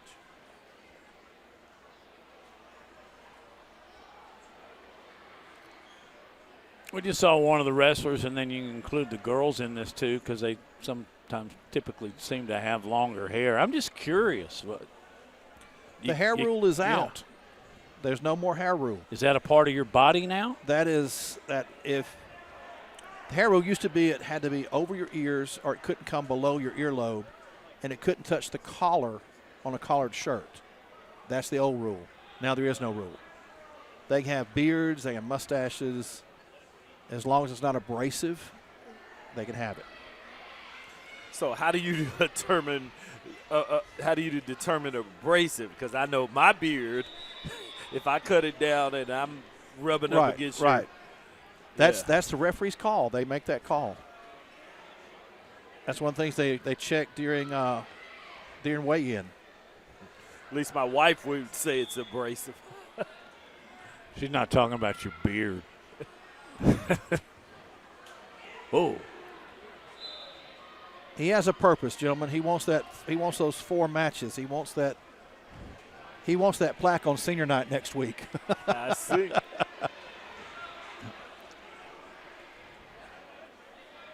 And he's a great kid. So Henderson is on top, correct? Yes. In the orange, white, and blue, and the black and yellow is Jackson Gravely.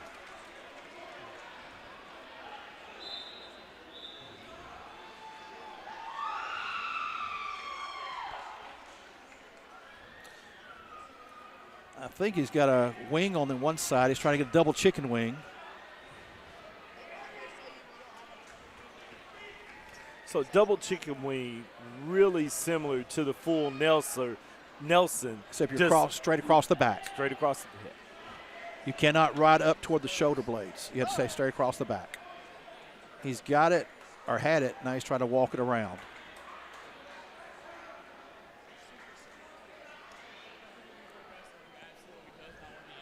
Fultondale up 7-0. Gravely kind of neutralized right now. He can escape. Probably would benefit him.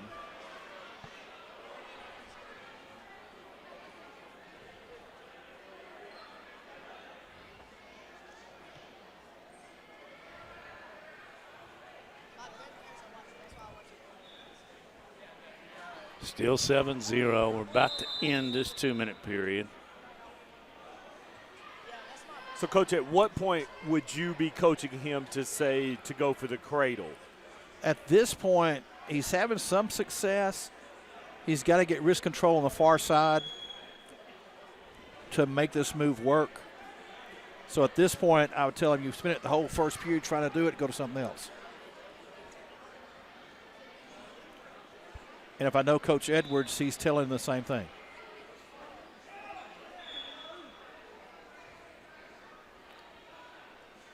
Do you do a lot of in-match coaching? Yeah, well, for the younger guys, yes. For older guys, they should know by now. He knows he's got to get his leg back, or he's going to be in trouble.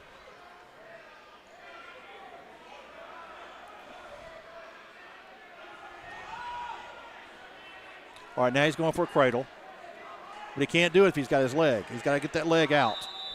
There he goes.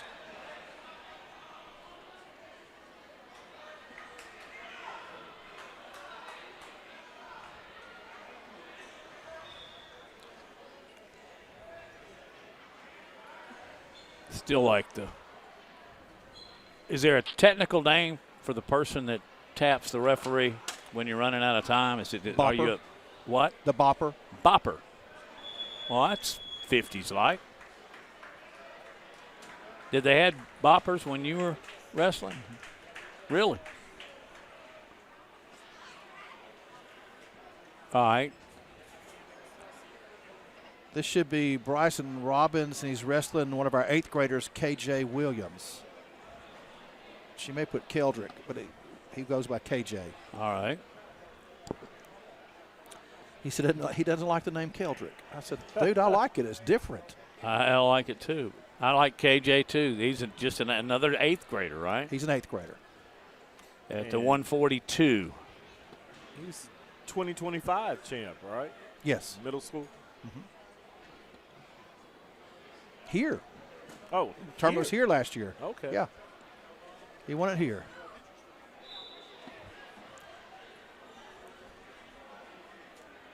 I would think that this setting, these mats, are really, really good for wrestling. Am I correct?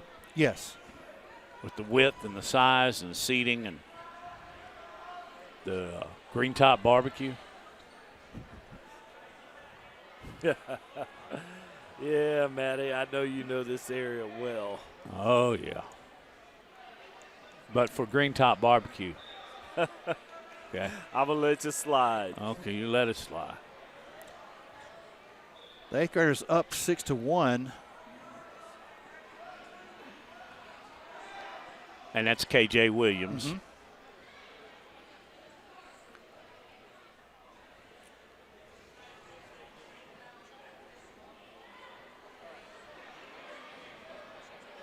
He's got to work back in.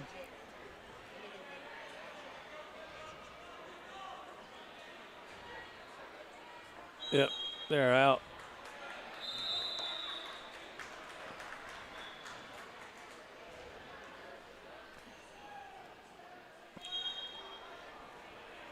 KJ looks like for an 8th grader, he has managed, his body mass is developing a little faster. Am I accurate with that? You are. You are.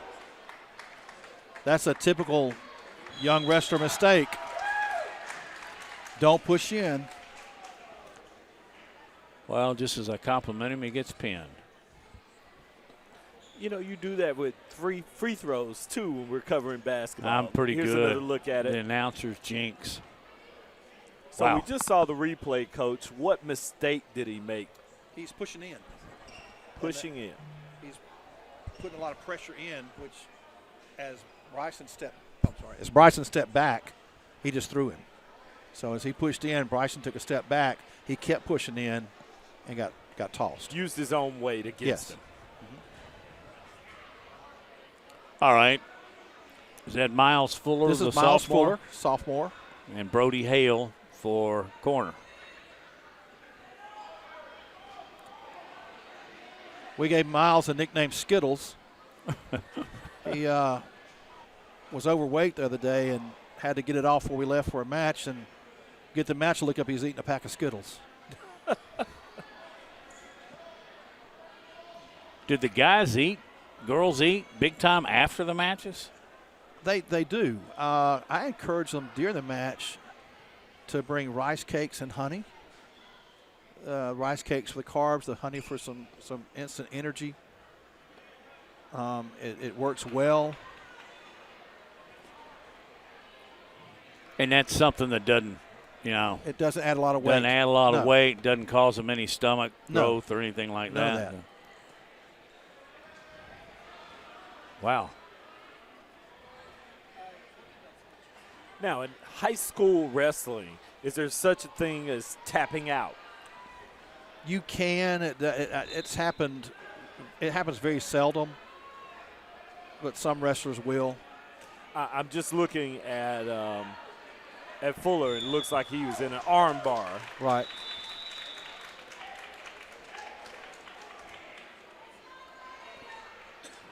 7-0. That's Hale's second win on the evening.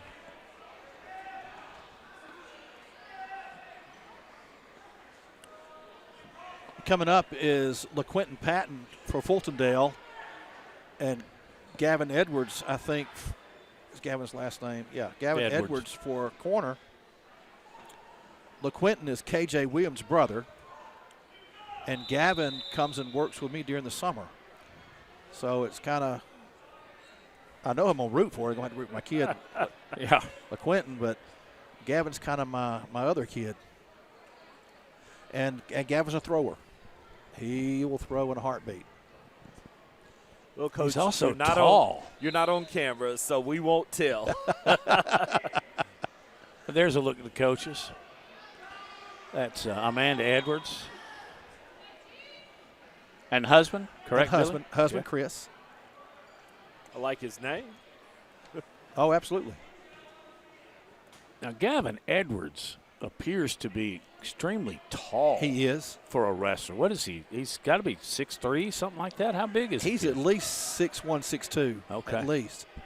Maybe he just looks bigger. And he's very strong. But he's working for the over-under. He's going to try. There you go. Oh, he tried it and got it.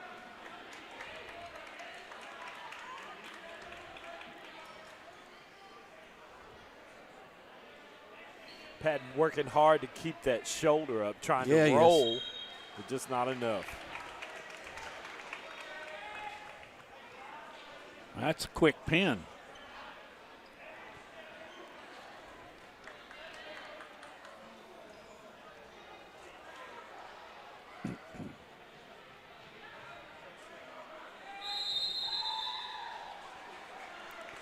And there you see the winner, Gavin Edwards.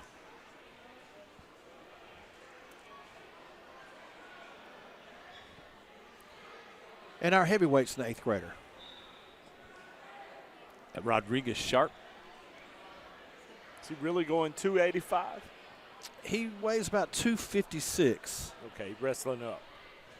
Well, heavyweight starts at 216. Okay. Anything over 215's heavyweight. Is there a ceiling? 285. Okay. 285's the limit. Used to be unlimited back in the day. When Willie Wyatt was wrestling heavyweight, the weight class was unlimited. And there were some kids that oh my gosh, there was a set of twins at Hueytown. They were both 400. Oh, wow. That sounds like room for WWE. Oh my goodness, those kids, but they could wrestle. Wow. They could go. So, Coach, while we got to break into action, talk about the wrestlers' responsibility after the match, the home wrestlers, to roll these mats up neatly, take them where they need to go. Yeah, the evening's not over till the gym's cleaned up. So the tape has to come off. Each section mat has to be rolled up. They're very fortunate, like we are. Their room is through the double doors right here. The ones with glass in it. The next double doors are their wrestling room. That's their entrance. They just roll them right into there. But then the bleachers have to be cleaned up. The garbage cans have to be emptied. All the clocks have to be taken down. All that kind of stuff has to be done. Well, the two big guys are going at it. Now you say that's Rodriguez Sharp, just an 8th grader. Just an 8th grader. And he is in the Fultondale Wildcat colors, the blue, orange, and white. And don't have a name. The corner, it's anybody's guess unless Ethan Kirkpatrick wrestled way up. That would be my only guess. Yeah, I think you might be right. I think you may be right. I think that's probably what's happening.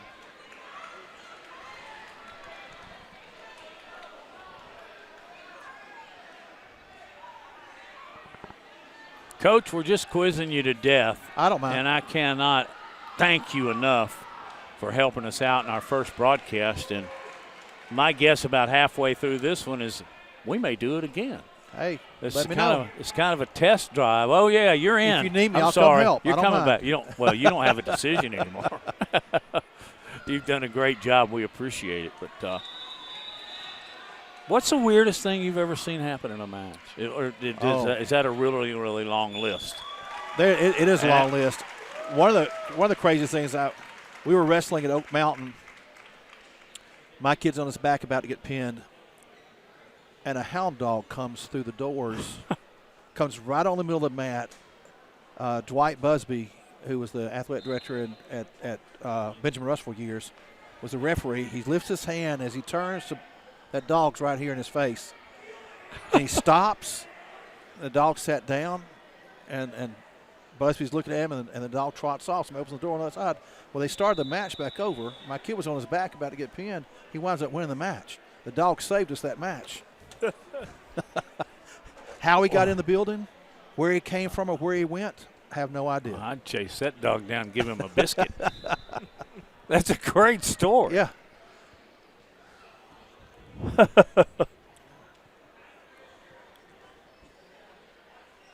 Yeah, how did he get indoors? Nobody knows.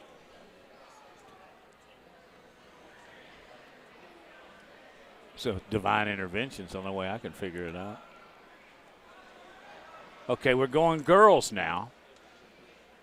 And is that that's Asatu Boo? That's Melissa Cruz. Okay. Isatu is she hurt her ankle at the tournament at Leeds on Saturday. So she's not with us tonight. And then for corner, is it Sophie Swan? I think so. Now, Michaela Hodge typically wrestles at 126, so if Yeah. Sophie Swan's wrestling, she's certainly wrestling up. She sure is. I think it's either Sandy Fernandez or Michaela Hodge. Okay. I'm not Sophie's sure which one at 100. Right. I don't think that qualifies here. No. I know Melissa's a 123.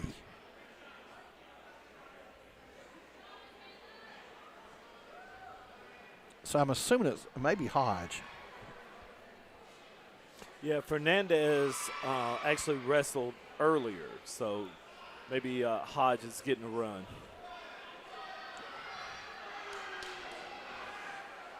Take down 3. Now, Melissa's brother wrestled at Fultondale, graduated a couple of years ago.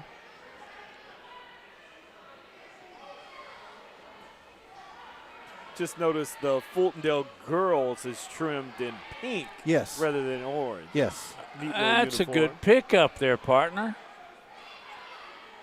And did they start doing that when you were there, or? Yes. In fact, Madison Fuller was allowed to have a lot of input in what the girls' singlets and their spirit bat will look like. You see the band on their pants is pink. Yeah. The trimming on the singlet is pink. And Madison's gone so far as to have pink shoes and a pink headgear. Here we go. Again with the pin. Madison Cruz. With the win. Whoa, Now, let me good tell you move. what called my attention to that. Being a Tennessee fan from Knoxville, Tennessee, I instantly thought of the Lady Vols and the baby blue trim. Okay. All right. Don't run me away, guys. Don't No. run me away. No. All right, now I believe we'll begin the JV portion of the match between Corner and Fultondale. There's probably going to be many of these. There are probably going to be many or No, not? there probably won't be very many. Okay. Well, it's okay.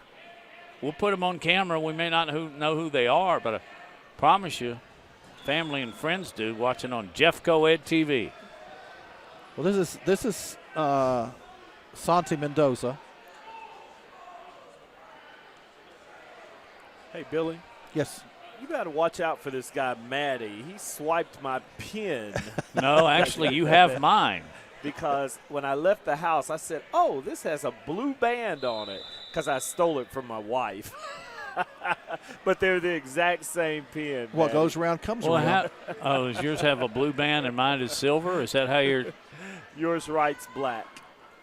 And yours? Okay, that's the difference between the bands. You just have to watch out for this guy. We need one. Looks we like need one. Mendoza's trying to set a cradle.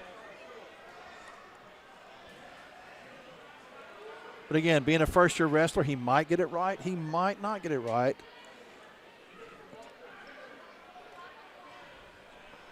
This actually, you were right, Coach. This will be the only JV match, even though Mendoza was signed in to wrestle varsity. Yeah. Always take that as a really good sign, a really good athlete, really good wrestler. He is just one of those kids that he's going to do whatever it does to help his team. Has a great attitude. He's a good student in class.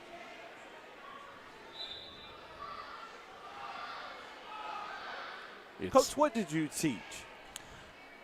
At what point? Well, it's 41 years. My last teaching assignments were I taught driver's ed and English. Okay. I'm certified in driver's ed and English. My first degree I have a Bachelor of Music Education, so I taught choir. How about that? At Fultondale High School. You sing, Coach? Yes. I would love to hear you. You're going to give us a little in our next match. I taught sociology. I have a minor in sociology, so I taught sociology. I taught 7th and 8th grade math. I figured that. I was watching you add up the points. I said it's somewhere down the line he taught math. Only 7th and 8th grade math. I didn't want That's all you need. I didn't want any part of the rest of it. I taught adaptive PE for our special education students. PE, athletics. The most fun I had was probably in driver's ed and 9th grade English. I love teaching 9th grade English. God bless you. I have a 15-year-old daughter, and I've got her driving in the parking lot of one of the Jeffco Ed schools to be unnamed on Sundays after church. Hey, that's, I like the way Fultondale High School's campus is set up now. I like the old campus too. The road circles all the way around the school. There's plenty of parking. You can 3-point turn on that campus. I mean, there's so many things you can do there. It's just, it's accessible. But it's great for us. Good daddy-daughter time after church. Yes. And she's learning how to check the oil and those type things. But it's happening at a Jeffco Ed campus. Yes. And in driver's ed, the kids never knew when I was going to set the car up. Was I going to let some air out of a tire? You got to find the flat tire. Can you change the oil or at least show me where? All those things. If we had a flat tire and you were driving while we're out driving, you had to change the tire. I would give you some help. I would give you some instruction, but you had to do it. Right. Hey, let's go side court. Hey, guys. I'm here with one of the many Coach Edwards that apparently we have around the mats tonight. Coach, obviously, with these kind of duels matches, getting in different kinds of matches, you're matching up well with Hayden, but just maybe not have the numbers of places like Gardendale, Corner. What do you hope to get out of a night like tonight? Well, we definitely going to get mat time, and to a wrestler, mat time is very, very important. So we're getting that, but with each match, we're getting better. We do forfeit about 4 weight classes, and so that kind of hurts, But our team is a very young team. We graduated 6 seniors last year. Those 6 seniors were studs. So, but this middle school team, they're very promising. I look for in 2 to 3 years for them to really try to make a run for state because they are that good. But the level of competition against Corner and against Gardendale just helps our team get better. Yeah, and even if the depth isn't there like these other teams. I think the star power feels like it certainly is. I want to start on the boys' side. A.J. James, I just mentioned, obviously having a great year at one of the lower weight classes. What does he bring to that program, and how does it help his success help the program as a whole? Well, he brings a lot of energy to the program. He brings a lot of energy. He did some club wrestling during the summer, so he brings that knowledge with him also. AJ, this is only his second year to wrestle, and so when he came to us last year, he had done jiu-jitsu, and you find a lot of wrestlers do that kind of thing. And so he had the technique of rolling around on the mat, but there are some bad habits that we needed to break. But well, for lack of a better term, he drank the Kool-Aid last year. And so he is hook, line, and sinker. And I mean, he really plans on making a run at section and a run at state. I do know that he has registered to go to the Virginia Beach Nationals during spring break. And then obviously on the girls' side, we talked to Madison Fuller a little bit earlier. Can you speak on what she does, not just for the program, but it also feels like obviously with the growth of girls wrestling around the area and around the state right now? Well, I mean, as you can see, girls wrestling is on the rise. We've actually had some girls, over the past, 15, 20 years come and wrestle, but only just a handful, and they always had to wrestle boys. So with more and more girls getting into it, it's opened up other opportunities for girls to participate in other sports. And Madison is phenomenal. She came to us from Minor High School, and she's a natural at it. But she is a good ambassador for the sport because she exhibits sportsmanship. She has great character. She is an athlete. She is a multi-sport athlete. And so I just hope to see, girls wrestling continue to grow even more. Now, before I let you go, I will ask, do you have a message for Coach up in the booth that just kind of left y'all hanging down here tonight? Oh, hey, Coach Hughes. Yeah, thanks, buddy. Appreciate you. You're doing Sorry to call you out like that. She's doing a fine job. We'll send it back up to y'all. All right, thank you. We've got another match to go here at Corner High School as Fultondale and Gardendale will be on the mat when we return on Jeffco Ed TV.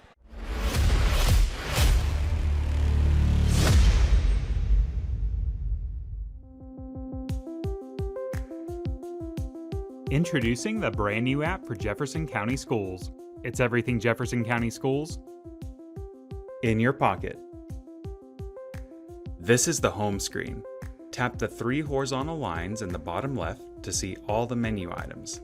To turn on push notifications, tap Settings, select Notification Preferences, and allow notifications. Tap Subscriptions to subscribe to your school.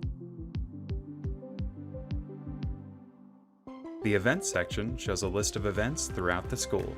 You can use this button to add an event to your calendar, or tap here to share the event with friends and family.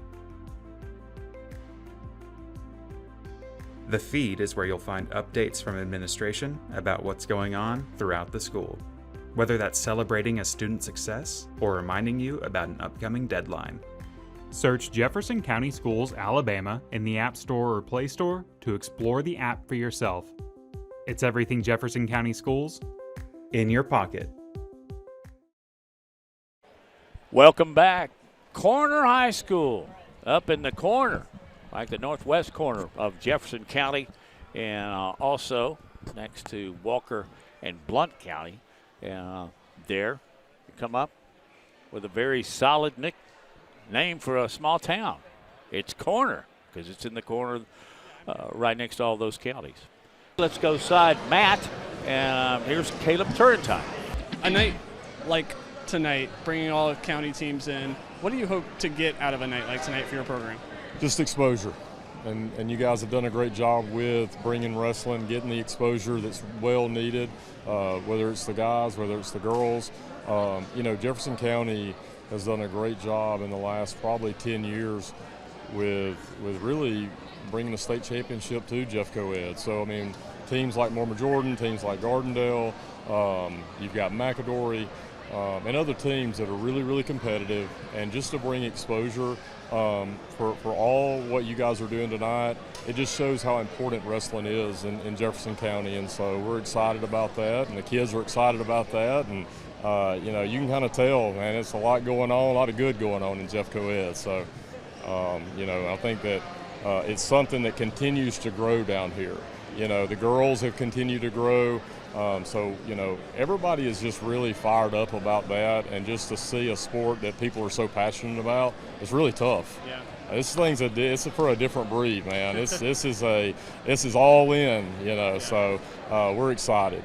And obviously, can you talk a little bit about the importance of getting the youth level involved? They obviously brought a big crowd tonight. It felt like at times they were the louder of the three mats. What's so important about getting the community involvement? Yeah, you see every sport starts with a youth league that's successful, whether it's baseball, basketball, football. Any program that's successful has a great youth league. And so in order to have wrestling where it needs to be, you got to have a youth league. And a lot of those teams that I named off have already done that. I mean, Gardendale's had the dynasty forever, and I know that Fultondale and other programs have really poured in, but it does start when they're young. And when you can't start, you can, but you're not going to be as competitive if the first time you've wrestled is in 8th grade. You think about baseball. Think about, if it's the first time you've played baseball in 8th grade, you're going to be behind, and so that's the thing with this youth league. Man, it is that to see that many kids and to have that many people pour in, man, it's exciting. It's exciting for Corner, for sure. So, to see that many kids and the passion. I mean, I do think that sometimes I wish it would carry over here, So it's been good to see Cody and those guys build that. I do want to talk about this year's team. Obviously, last year finishing third in the state when it came to the tournament later in the year. Two of those guys who finished runner-up back this year. Yeah. I know wrestling a little bit up for Bryson, and then Troy staying in the same weight class. But how do y'all improve on a third-place finish? Well, I mean, obviously you'd want to improve to win it. And so those two guys, Bryson Millwood and Troy Thomas, are incredible. They're incredible leaders. And, the biggest thing with us right now is we have, 7 or 8 seniors that have filled in. And wrestling's so tough, and you are battling injuries, and you are battling sicknesses, and you are battling certain things that, you feel like we have lost a couple. But to have that senior leadership, these kids have kind of stayed together. And, in order for us to be where we want to be, that's what we've always preached is to stay together. And so those that will be continuing on, we have like the sky's the limit for them. Troy is a machine, like he works extremely hard. But then you have other guys like Jacob Bogala and Daniel Weber and Roman Coker, and I could go on and on. These are guys, Brody Hale, that they've been battling for 4 or 5 years, and they're seniors, and these are guys that, man, they're, everybody that steps on that mat wants to win it, but, not everybody puts everything they've got into it, and so that's kind of the difference, and we've got guys that are trying to do that, and people like Troy kind of sets that standard here. If you want to be a champion, if you want to compete for a championship, this is what you need to do. And so, man, I am so blessed to have guys. Corner is super blessed to have those leaders, plus the guys that help with us in sports. It's unlike any other sport.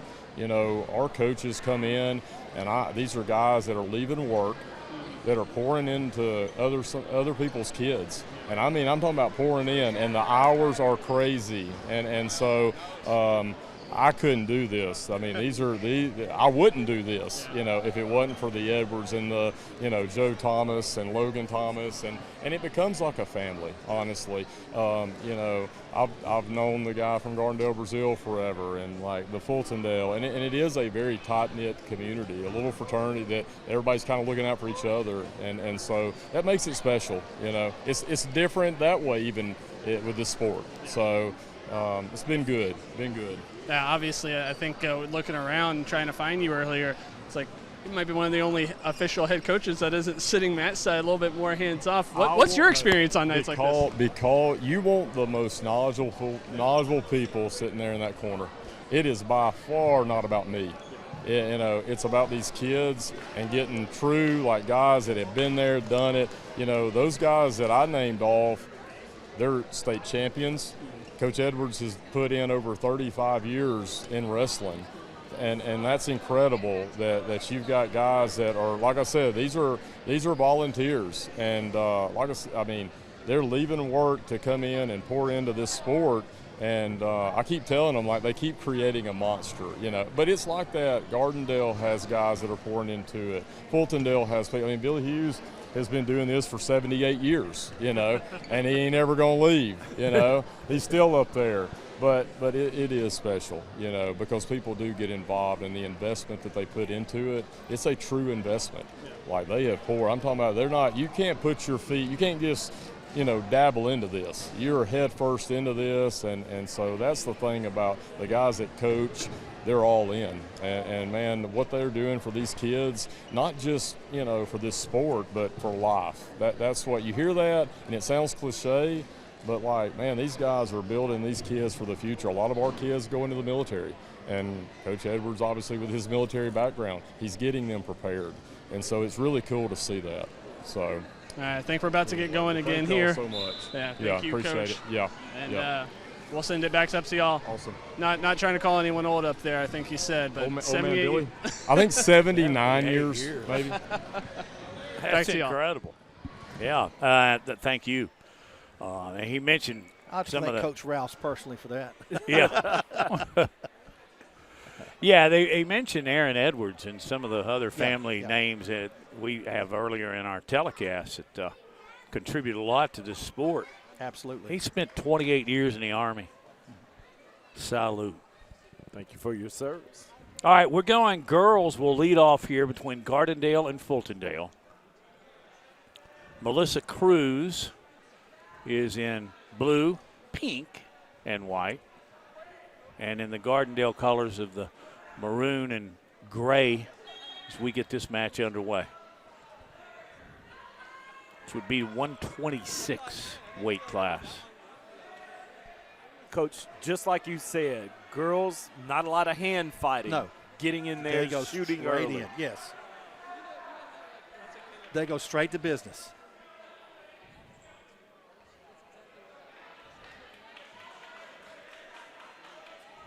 I didn't notice when we were watching some of the youths down here, grades 1 through 6. Are girls wrestling at age at 6 and 7 years old this year? They are. Amazing. Take down 3 Gardendale.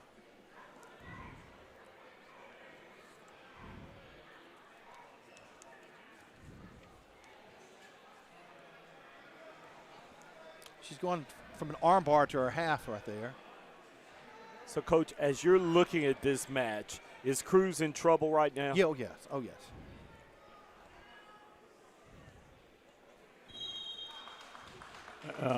Was that enough trouble? So, Coach, when you're trying to bridge, you're on your back, you're trying to bridge. That's a risky move, right? Because you're also using your shoulders to. If you bridge up on your shoulders, you're stuck. You're pinned. You've got to bridge up on your head. You got to bridge past your shoulders to your head, and we do that every day in practice. Every day. Never really thought about that. Using your head as a fulcrum, so to speak. A lot of kids, when they bridge up, they'll bridge their shoulders. They pin themselves. Yeah. You've got to go past that. This is Kinsley Turner for Fultondale. She's a sophomore. And I'm not sure about the girl from Gardendale. I'll tell you this, though, from our standpoint up here, Chris, I think you'll agree. Doing 3 different teams in one night and shuffling all our rosters around is it's a little bit different from what we do with football, basketball, softball, and volleyball. But I can tell you what, the folks at home, the parents, grandparents, friends, they're going to know who these athletes are. And we do know that Kinsley Turner is wrestling for Fultondale. She's in the blue.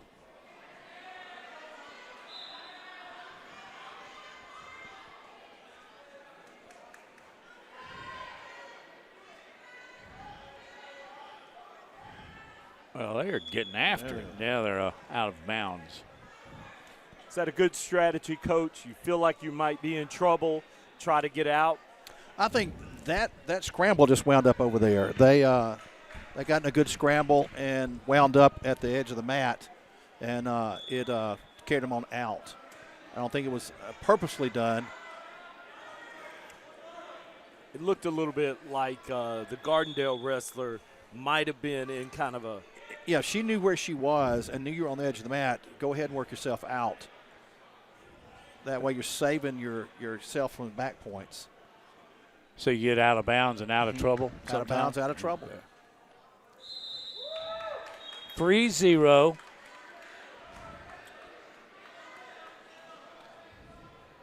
Fultondale, as you see at the bottom of your screen. She's doing better about following hips.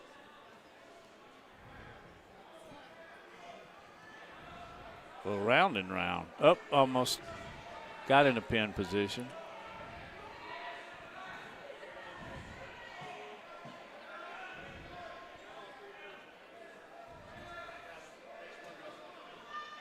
See the official got a good look, and that's it.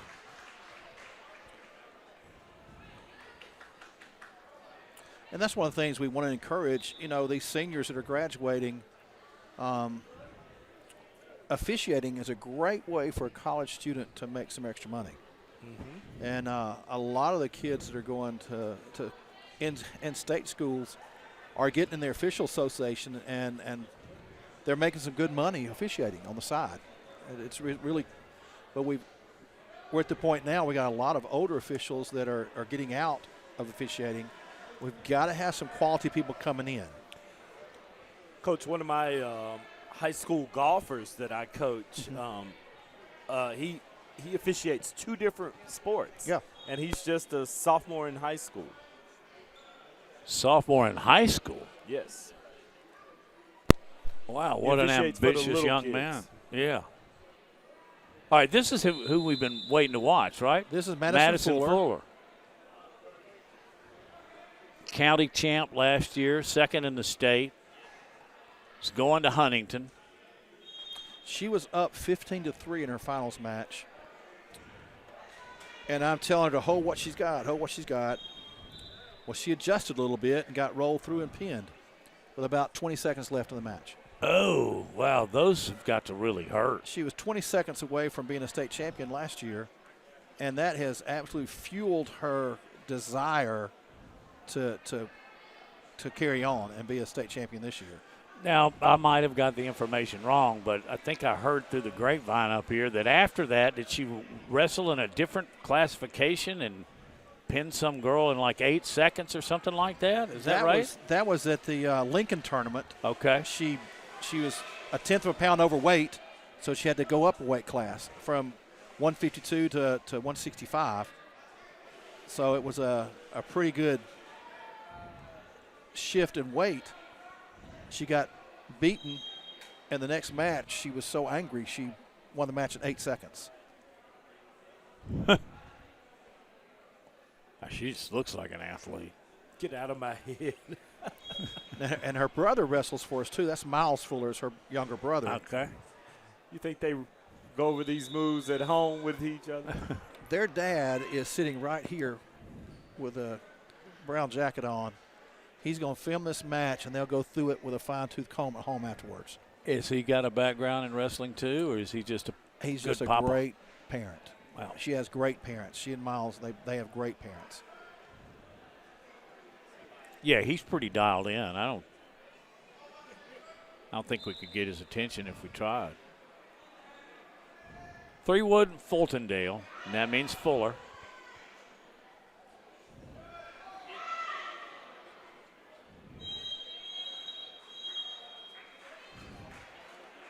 Whistle as time expired, 2 minutes. Very quick, very aggressive, but you can see the technique that she uses.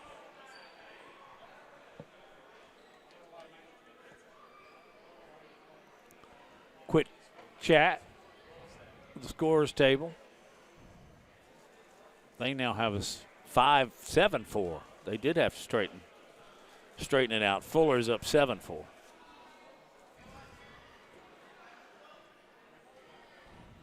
For those of us, for those that are joining late, Coach, go through the periods and overtime. If we get into an overtime match, you wrestle 3 2-minute periods. If the match is tied at the end of that, you go into a 1-minute sudden victory period. Both wrestlers are neutral. If either one of them gets a takedown or there's a penalty point of some sort, the match is over, whoever scores. If it's still tied after sudden victory, you go into 2 30-second periods. You flip, and whoever gets choice has a choice at top or bottom. They have 30 seconds to either escape or reverse or turn the person. Then you go into another 30 seconds. If you're still tired after that, you go into a 1-minute period, and then it comes down to who scored first if you're still tied. So there are no ties at all? There are no ties at all. You go back to the very first 2-minute period, and whoever scores first, regardless of how the point was scored, right. penalty, Doesn't takedown. matter. Doesn't matter. I can't imagine how exhausted a human being would be if they had to go 8 minutes. That's why you train.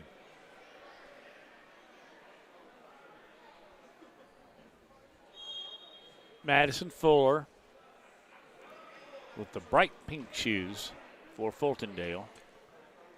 This might be the Poe brothers' younger sister. I was just thinking that. Simply because Fuller's not able to just manhandle her. This is actually very competitive. Yeah, it's one of Which the is better good for matches both we've of had. them. Yeah. Fuller is a senior.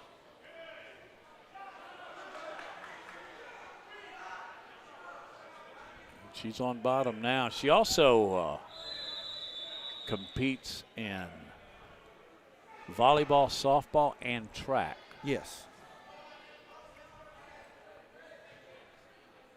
Do you know what she does in track? Is she I a really sprinter, don't. or is she more of a shot put or discus or She's a probably, field she's probably a athlete? field athlete. Yeah, you would think so with her strength.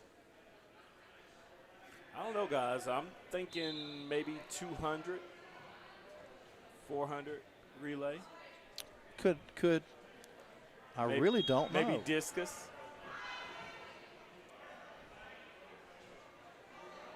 Another 2-minute period is underway. Gardendale's come back from 7-5, 3 straight points, leads it by a point.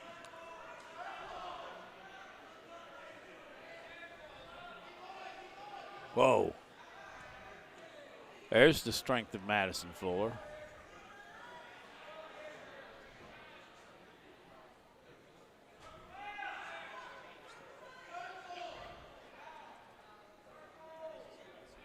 There's a good look from floor cam. That's John Thompson. Clayton is our other master on the mat.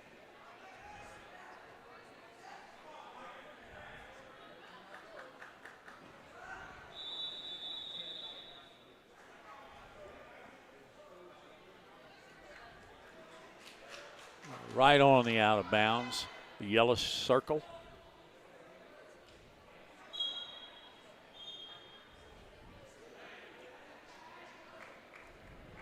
Okay, that was just an effort to get the match going again. I didn't see any points go up. No, I'm just they were out of bounds. Both of them were? Yeah. Okay, I missed a foot.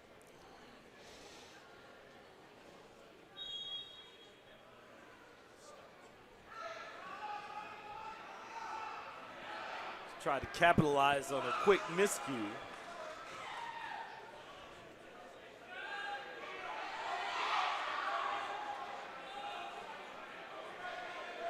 Not something you see very often, is it, Billy? You don't. Any way for her to escape, Coach? Yeah, if she can work her arm back through. Oh. Not enough time. That you didn't really expect from last year's second-place finisher. Yeah, You don't. but I'm It can be pretty very sure motivational. If you look at her face, That I would almost guarantee, without having them to name, that that's the Post sister. Oh, yeah. Poe, another one of those wrestling families from up here. Absolute wrestling family. As she talks to her brother. Okay. That's Carew. Right. And he's the gentleman we talked about earlier. That is, I don't know if you have odds-on favorites or whatever, but he is somewhat favored to win his classification state championship. 38-0 right now. These two, Dakota Fitz and Artels James, spent the summer as sparring partners. So it's going to be kind of interesting to see how this goes.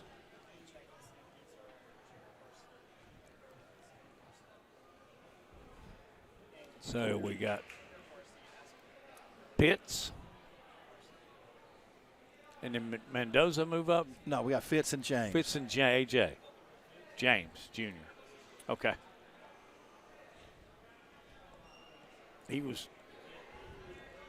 Artels James was a county champion last year at 106. They're in front of the bench right now. Yeah, they're swapping to the boys.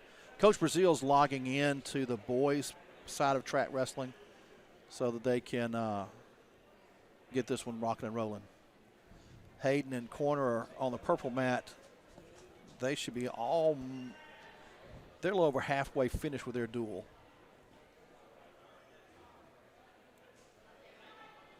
And we're just starting with the boys. With the Varsity. With the holes we both have in our teams, this one may go pretty quickly. And by that, you mean forfeits? The forfeits, Yeah.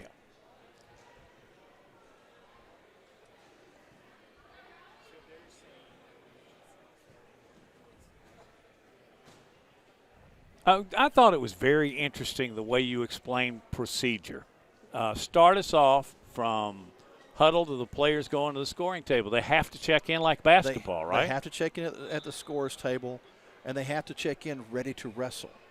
The headgear has to be on and snapped. If they have a knee pad, it has to be pulled up so that when they step on the mat, they put the ankle band on and they're ready to go. If they report not ready to wrestle, it's a penalty point for your opponent. Well, then you go to the middle of the mat and you put either a green or a red ankle mat. Yes. And that indicates what? That indicates green is home, red is visitor. This time Gardendale, because their singlet is so close to red, they're wearing the red anklet. We have more blue on us, so we're wearing the green.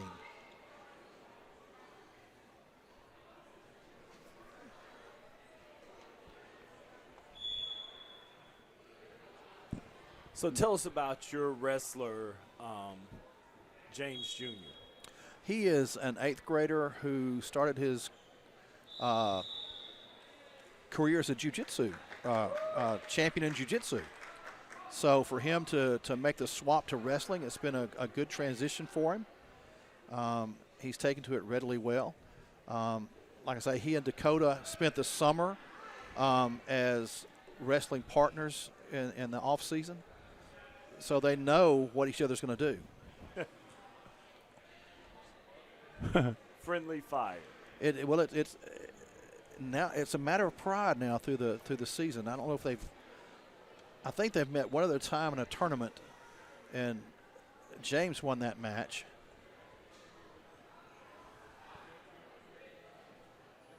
And now he's up 6-1 in this one, but don't count Dakota out. He is a very scrappy wrestler.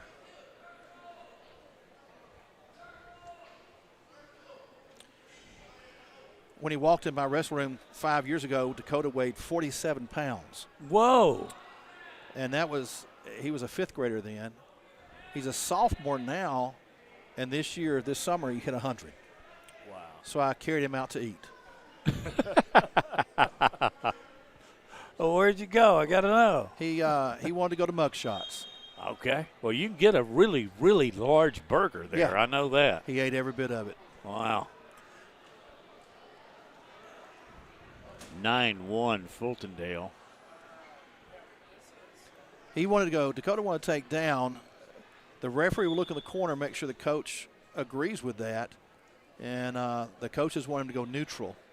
So he had to go neutral. All right, look at the leg strength shown right there.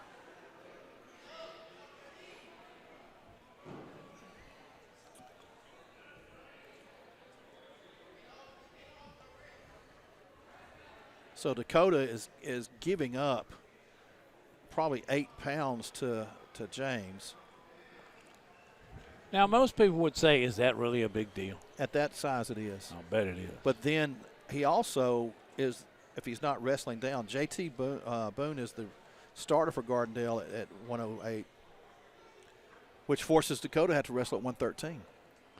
So he's giving up 13 pounds. Well, now the growth allowance, 15 pounds. Most of it, he gives away every time he steps on the mat. There's very few sophomores his size. I encourage him all the time. You're going to grow. You're going to grow. Be patient. You're going to grow. Well, at that weight, you just certainly going to continue to lift and build mass. Yes. But you just really have to rely more on quickness.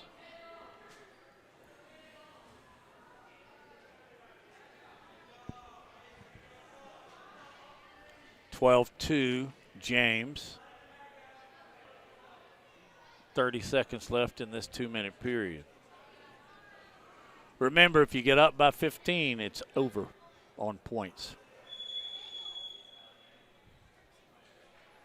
And James gets the tech, which will make Dakota very unhappy. But he's a great kid. He is a great kid. And that's it.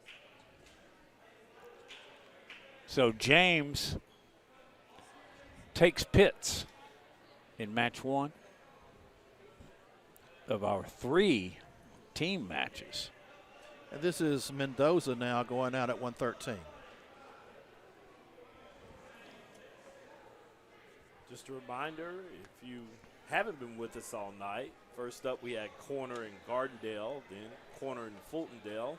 And as Maddie just alluded to, we're wrapping up with Fultondale versus Gardendale. Battle of the Dales. All right, coming up Saturday. Are you joining me for this one, sir? I think so. All right. Middle school basketball championship. That will be at Shades Valley. Am I right there?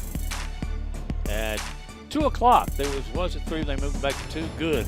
Saturday night off. Afternoon delight. You know, we did a lot of football last year, but one of the best games we had was the JV, the middle school championship. Yeah. Which ended up the Yellow Jackets of McAdory won it. All right. This is Santiago Mendoza. And Coach, help me. Is that Josiah Martin? I think it is. All right. That would be in the Gardendale red or maroon.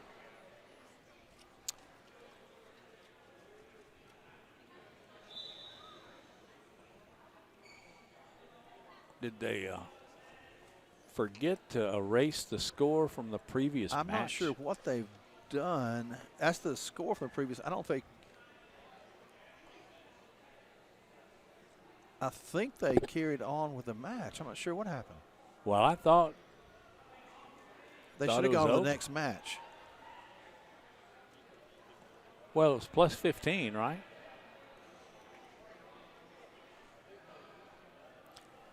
Might be someone new at the table.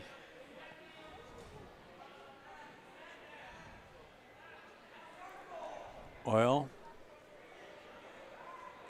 they're discussing. Sort it out real quick.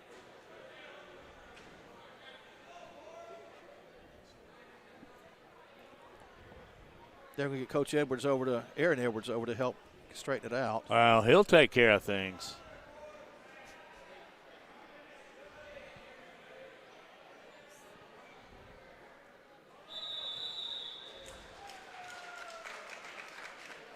All right.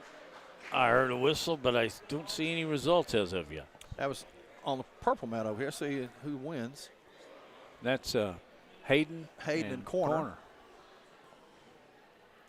And that the mat they're wrestling on is the old Pleasant Grove wrestling mat. I guess you had a hand in. Well, Pleasant Grove's they got it straight from. I think they got it straight from Pleasant Grove, but that's when Pleasant Grove hasn't had a team in years. So that mat's about 20 years old, but it's been well taken care of. Coach, you're reading my mind. I was just about to ask you who the purple and gold mat originally belonged to. Belonged to Pleasant Grove. They got it when Keith Luker was the head football coach at Pleasant Grove.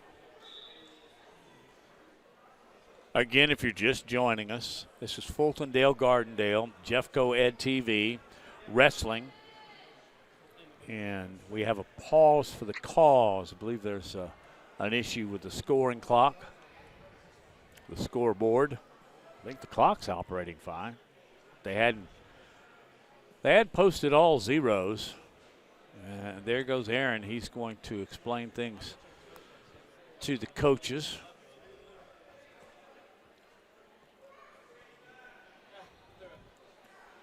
Referee's had a long night. I guess he's going to sleep really well. Yeah, but I mean, you can assess this better, Billy Hughes, than we can, but I think he's done an outstanding job. He has. He has been careful not to call stalling too much tonight, and he's had every opportunity to do so. But he's given the kids a chance to wrestle. I mean, even on the smaller court, or not court, mat, or the auxiliary mat, I should say. I mean, these refs are getting down there. They want to see. They want to make sure they're making the right call. You got to love that energy. All right. Still looks as though not much has changed, except I do notice now that Aaron Edwards has gotten behind the punch pad. I think he's trying to figure out what's happening. Yep. It may just be locked down. Well, like we said, let's send Aaron Edwards over there and he'll figure it out. Now we've got 0-0, score 3-0 now. Well, he may just be running it through.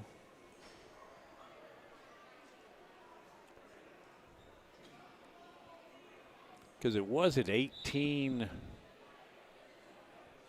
Can't see around. I think that was the previous match score. Yeah, right. 18. What I thought. He found, now he's got it reset. Okay. But you said it enters directly into the database, so he probably had to go back and correct that. All right. So now with that, now they're going to talk to the. They're going to come back in and re-talk. They're just going to go through the motions again. Give them their names again. Yep. And while they're doing that, why don't we take a breather here on Jeffco Ed TV.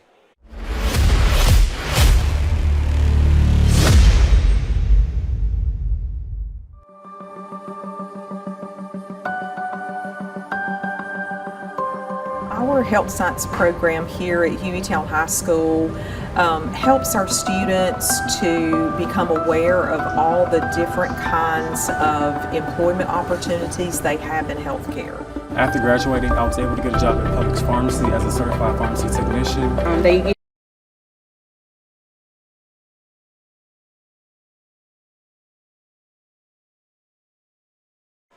There's a rule in wrestling that anything happens that shouldn't have, they call it bad time. Okay. So that was a bad time event. It wipes everything off. The clock starts back at 2 minutes. They start all the way back over. Didn't matter what happened in the match at that point. It's simply a bad time situation. So now we're back, and the Gardendale's up 3-0. And the wrestlers we've got now, did I work ahead too much, or are we back to the ones that were on the mat initially? We're on the mat. The ones that were on the mat initially. So, Coach, what you're saying, we had a wrestling mulligan. Yes. Yes. There's Mr. Golf. Gardendale sat back with a cradle. Well, I have to pursue that just a little bit because it was being dominated 18-2. Is that what we figured out? That was the score from the previous match that never got taken off. So this match starts clean. The following match. Obviously, that wasn't very clear. Yeah, it was a bad time situation. The score at the table didn't clear the previous match. She just set the clock at 2 minutes, and instead of clearing it, going to the next match, she continued with the previous match, which it makes it bad time. So I have to clear everything and set it back up. The Yep. bad time was it on the match that we're seeing now. Right. Gotcha.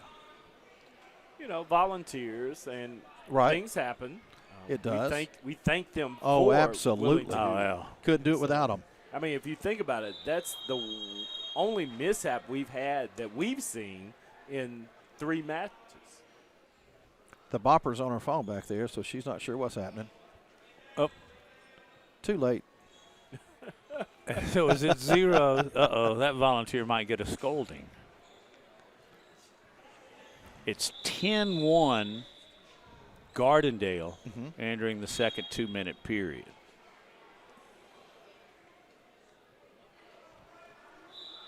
So, Maddie, I guess she bipped when she should have bopped. There you go. There you go. A constant source of entertainment from Chris Osborne. As my kids would say, dad joke. Yeah, I like them. 13-1, so you're just about, you're three away from a 15-point He differential. got it right there. If he comes out without getting pinned, it'll be a tech fall for Gardendale. And he did. Was that it, Coach? That's it. 17-1. Gardendale wins by tech fall. They will shake hands and then walk to the opposing coaches, which I always think that's a cool thing. In wrestling, we try to be very gentlemanly. Can be a very intense sport. The wrestlers will shake hands with the referee and with each other before the match. They shake hands after the match, and it's their choice of where they shake hands with the opposing coach. But at Fultondale and Gardendale, Coach Brazil and I both teach the same thing. You're going to shake hands. Good for you. You know, the one thing, Coach, that I've noticed in being around wrestling is regardless to how the match goes, the winner doesn't really show a lot of emotion afterwards, you know, like banging his fist or anything like that. That's very true. Good notice.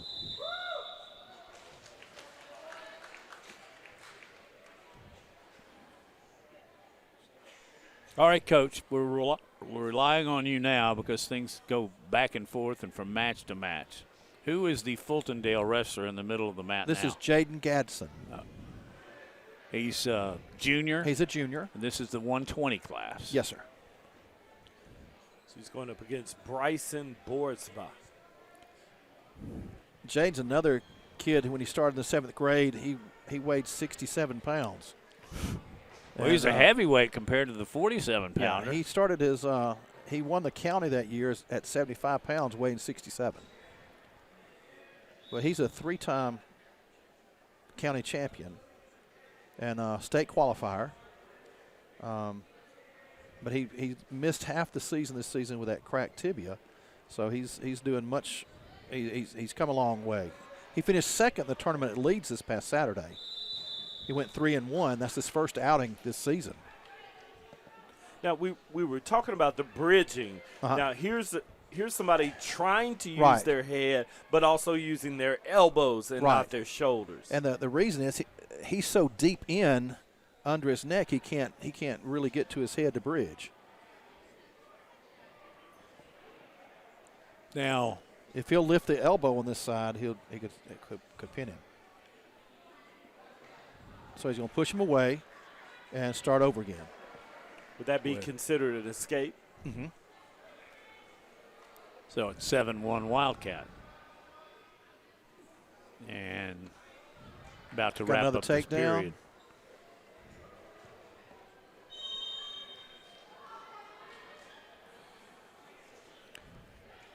Yeah, I think we got a new bopper. Do you? Yes. All right, they Gardendale have the first, second period. He wants the third period choice. Gadsden chooses down or bottom. He's leading 10-1 with another 2 minutes put on the clock.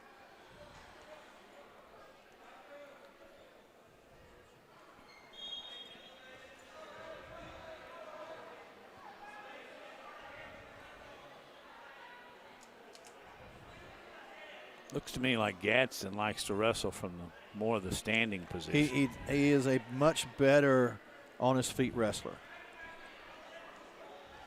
11-1 now. He feels more in control. He is really quick.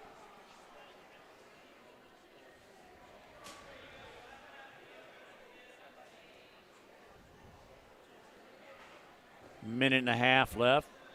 It's a slam to the mat. And Coach, we hadn't seen a whole lot of that, but tell us about the rule about being slammed. If it's a illegal slam, it means you've taken the wrestler off the mat. If you pick a wrestler off the mat, you're responsible for their safe return to the mat. And should they land on the mat before you do, that's an illegal slam. You have to return them safely to the mat. That's what happened last year to us at section. Michael Yofondo, our 144 last year senior, at the section tournament in the finals, wrestling against Tallahassee, he had a legal slam, and it was definitely an illegal slam. He was very apologetic. He got caught up in the moment and just didn't return the kid safely. So he goes into the state tournament. Not exactly where he wanted to be in the bracket, but he wrestled back through and won the state last year. But that loss at the section tournament, you know, if they can't continue because of a legal move, you lose the match. Wow. Really like to dive more into that. How do you ensure, or maybe more important, how do you practice returning them safely to the mat? It is something we definitely go over and over and over and over. They have to know if you take them off the mat, you have to return them safely, and we do a lot of that in our room. All right, you've got him off the mat. When he lands, what's he landing on? Well, can you kind of take yourself down at the same time in order, and that would make it legal? All right, another 2 minutes. Fultondale's up 14-2. That's Jaden Gadsden.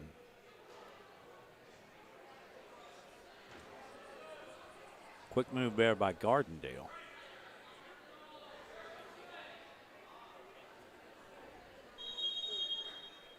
And that will do it.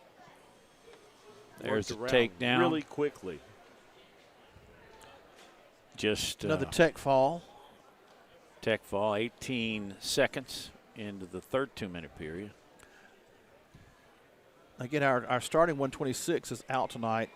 This is Colby Thomas. It's his older brother Jaden, who is a freshman. He is out, but Colby is an 8th grader again. Been starting for the Varsity all year long at 132. After this weekend, our Varsity will take a break for a couple of weekends, and we'll concentrate on the 7th, 8th graders and 7th, 8th, 9th graders. We go on the Berserker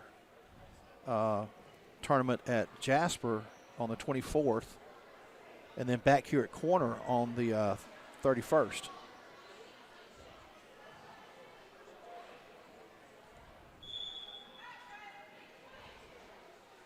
Yeah, for Gardendale, my guess is that they've got Lucas Moore out there.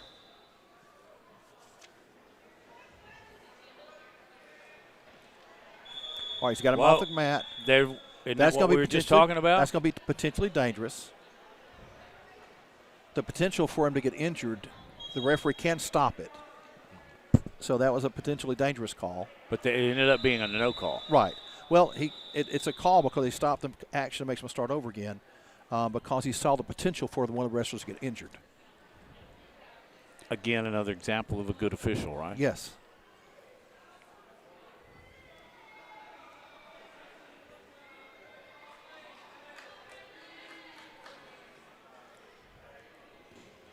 Now, Colby's just the 8th grader, right? Yes, Colby's just an 8th grader.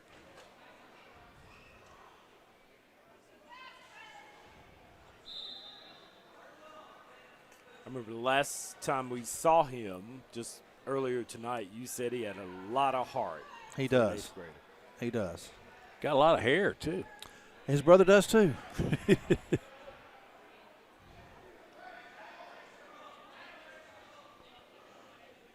And he is out to a 6-1 lead.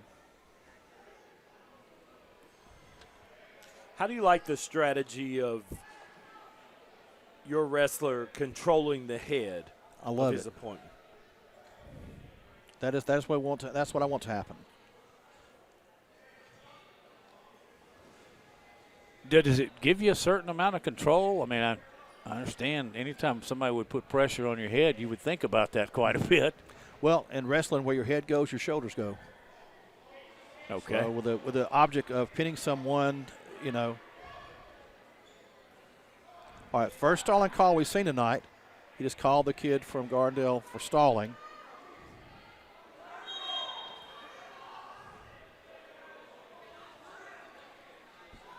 Close match, now 8-5. And I know some referees are very, very in tune with the slapping of the head. Right. The right. hand sparring, if you will. I haven't seen that call a lot at all tonight. It's been a very, very clean wrestling night. Making your opponent blink is a way to come in for a good shot. It's one of the setups people teach. Mm-hmm. We teach it too. If your eyes are closed, you can't see what's coming.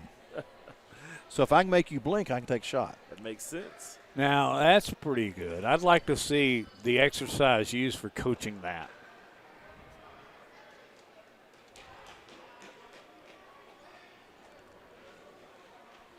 So, Coach, how do you make somebody blink on the man? That was my next question. It's a Just great tap one. them on the forehead. You reach into their forehead, and you tap it, or you act like you're going to tap it, they will blink.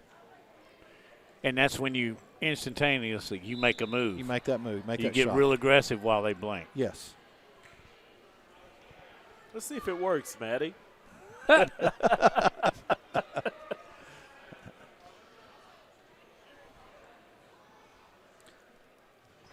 Colby needs to be working under this guy's arms, not over him. And he's over that shoulder, which is not a good place for him to be, and his hips are down. He's still up 7. This is where you should, if you had a microphone coach Edwards down there, be saying, work under his arms, work under his arms.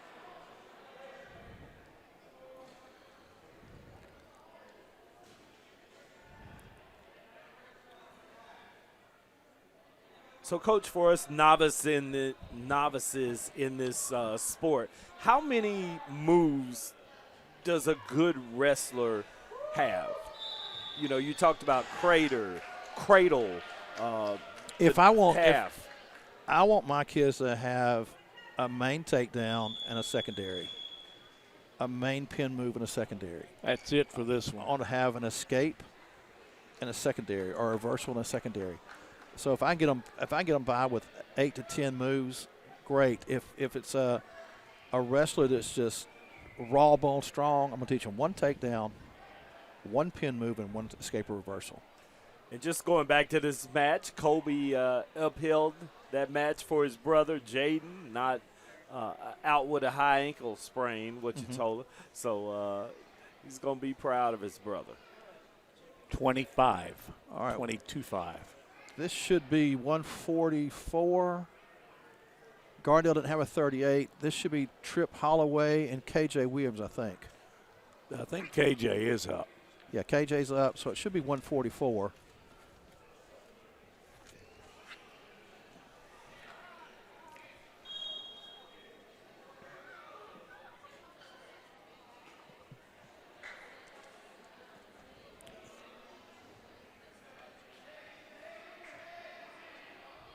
Careful off the slam right there, Coach. Yes, sir.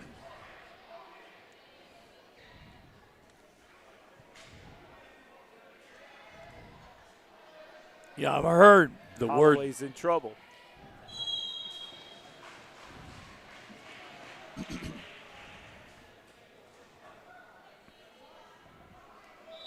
Wow. That happened in a hurry. 37 seconds. Williams with the pin. So here we should go to Miles Fuller if they have a 50. Or it would be, there's Miles coming right there. Look, Miles Fuller would be. He should be our 150 coming up. Right. All right. I don't think they have one, so it looks like it's going to be LaQuentin Patton, our 165. Well, and then they've got either Takari Tyson or perhaps Sawyer Price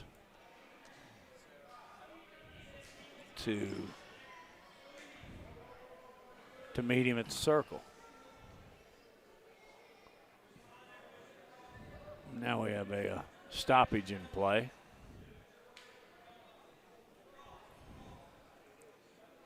Sorting some things out. Trying to figure out who's going to go out, I guess.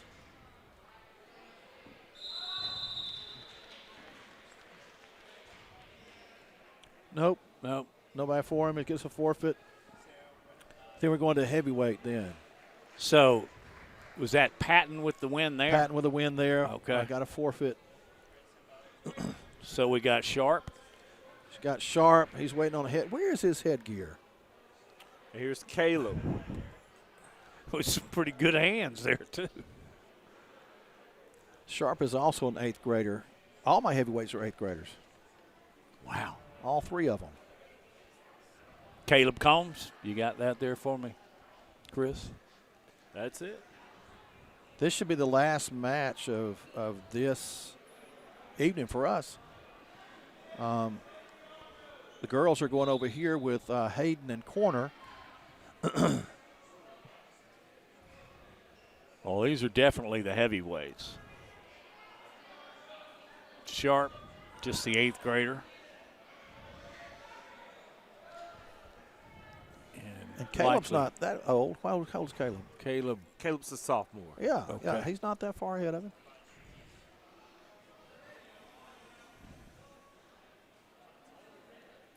You see him hugging the ref. The ref just Caleb is the biggest young little teddy bear. I mean, again, when I was coaching golf and he was trying to learn how to hit the ball, and he just said, Coach, I want to stay after. I want to learn how to do this. He's very eager. Just an incredible young man. That's the kind of kid you want to. I mean, I want them all, but he's one of the ones you want to have around.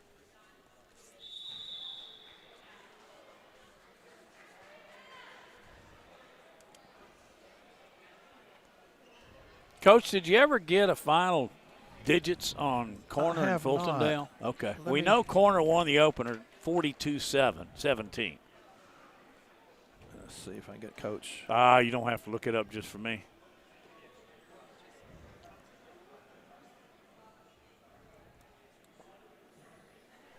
Corner There. won 66-14 against Fultondale.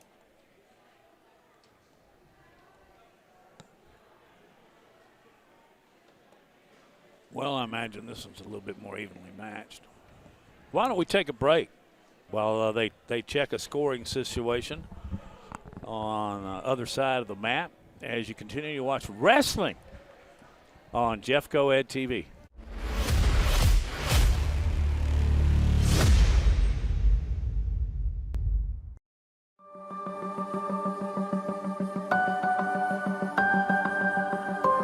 Our health science program here at Hueytown High School helps our students to become aware of all the different kinds of employment opportunities they have in healthcare.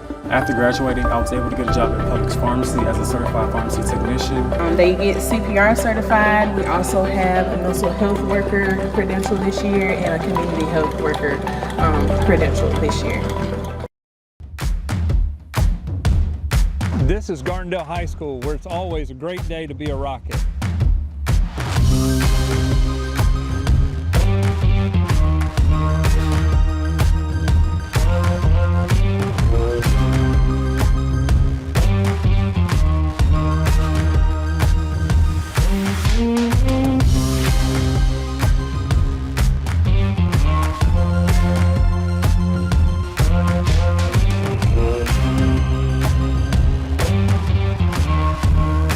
The Gardendale Rockets are Jeff Coed strong.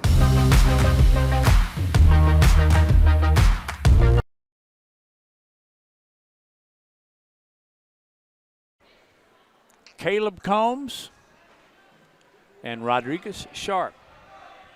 Combs is in the maroon for Gardendale. Rodriguez in the orange, blue, and white for the Wildcats of Fultondale. This is one of those times where I look at them and go, mat time's going to make a difference for Rodriguez over the course of the season. An 8th grader, right? An 8th grader. Combs is just a sophomore.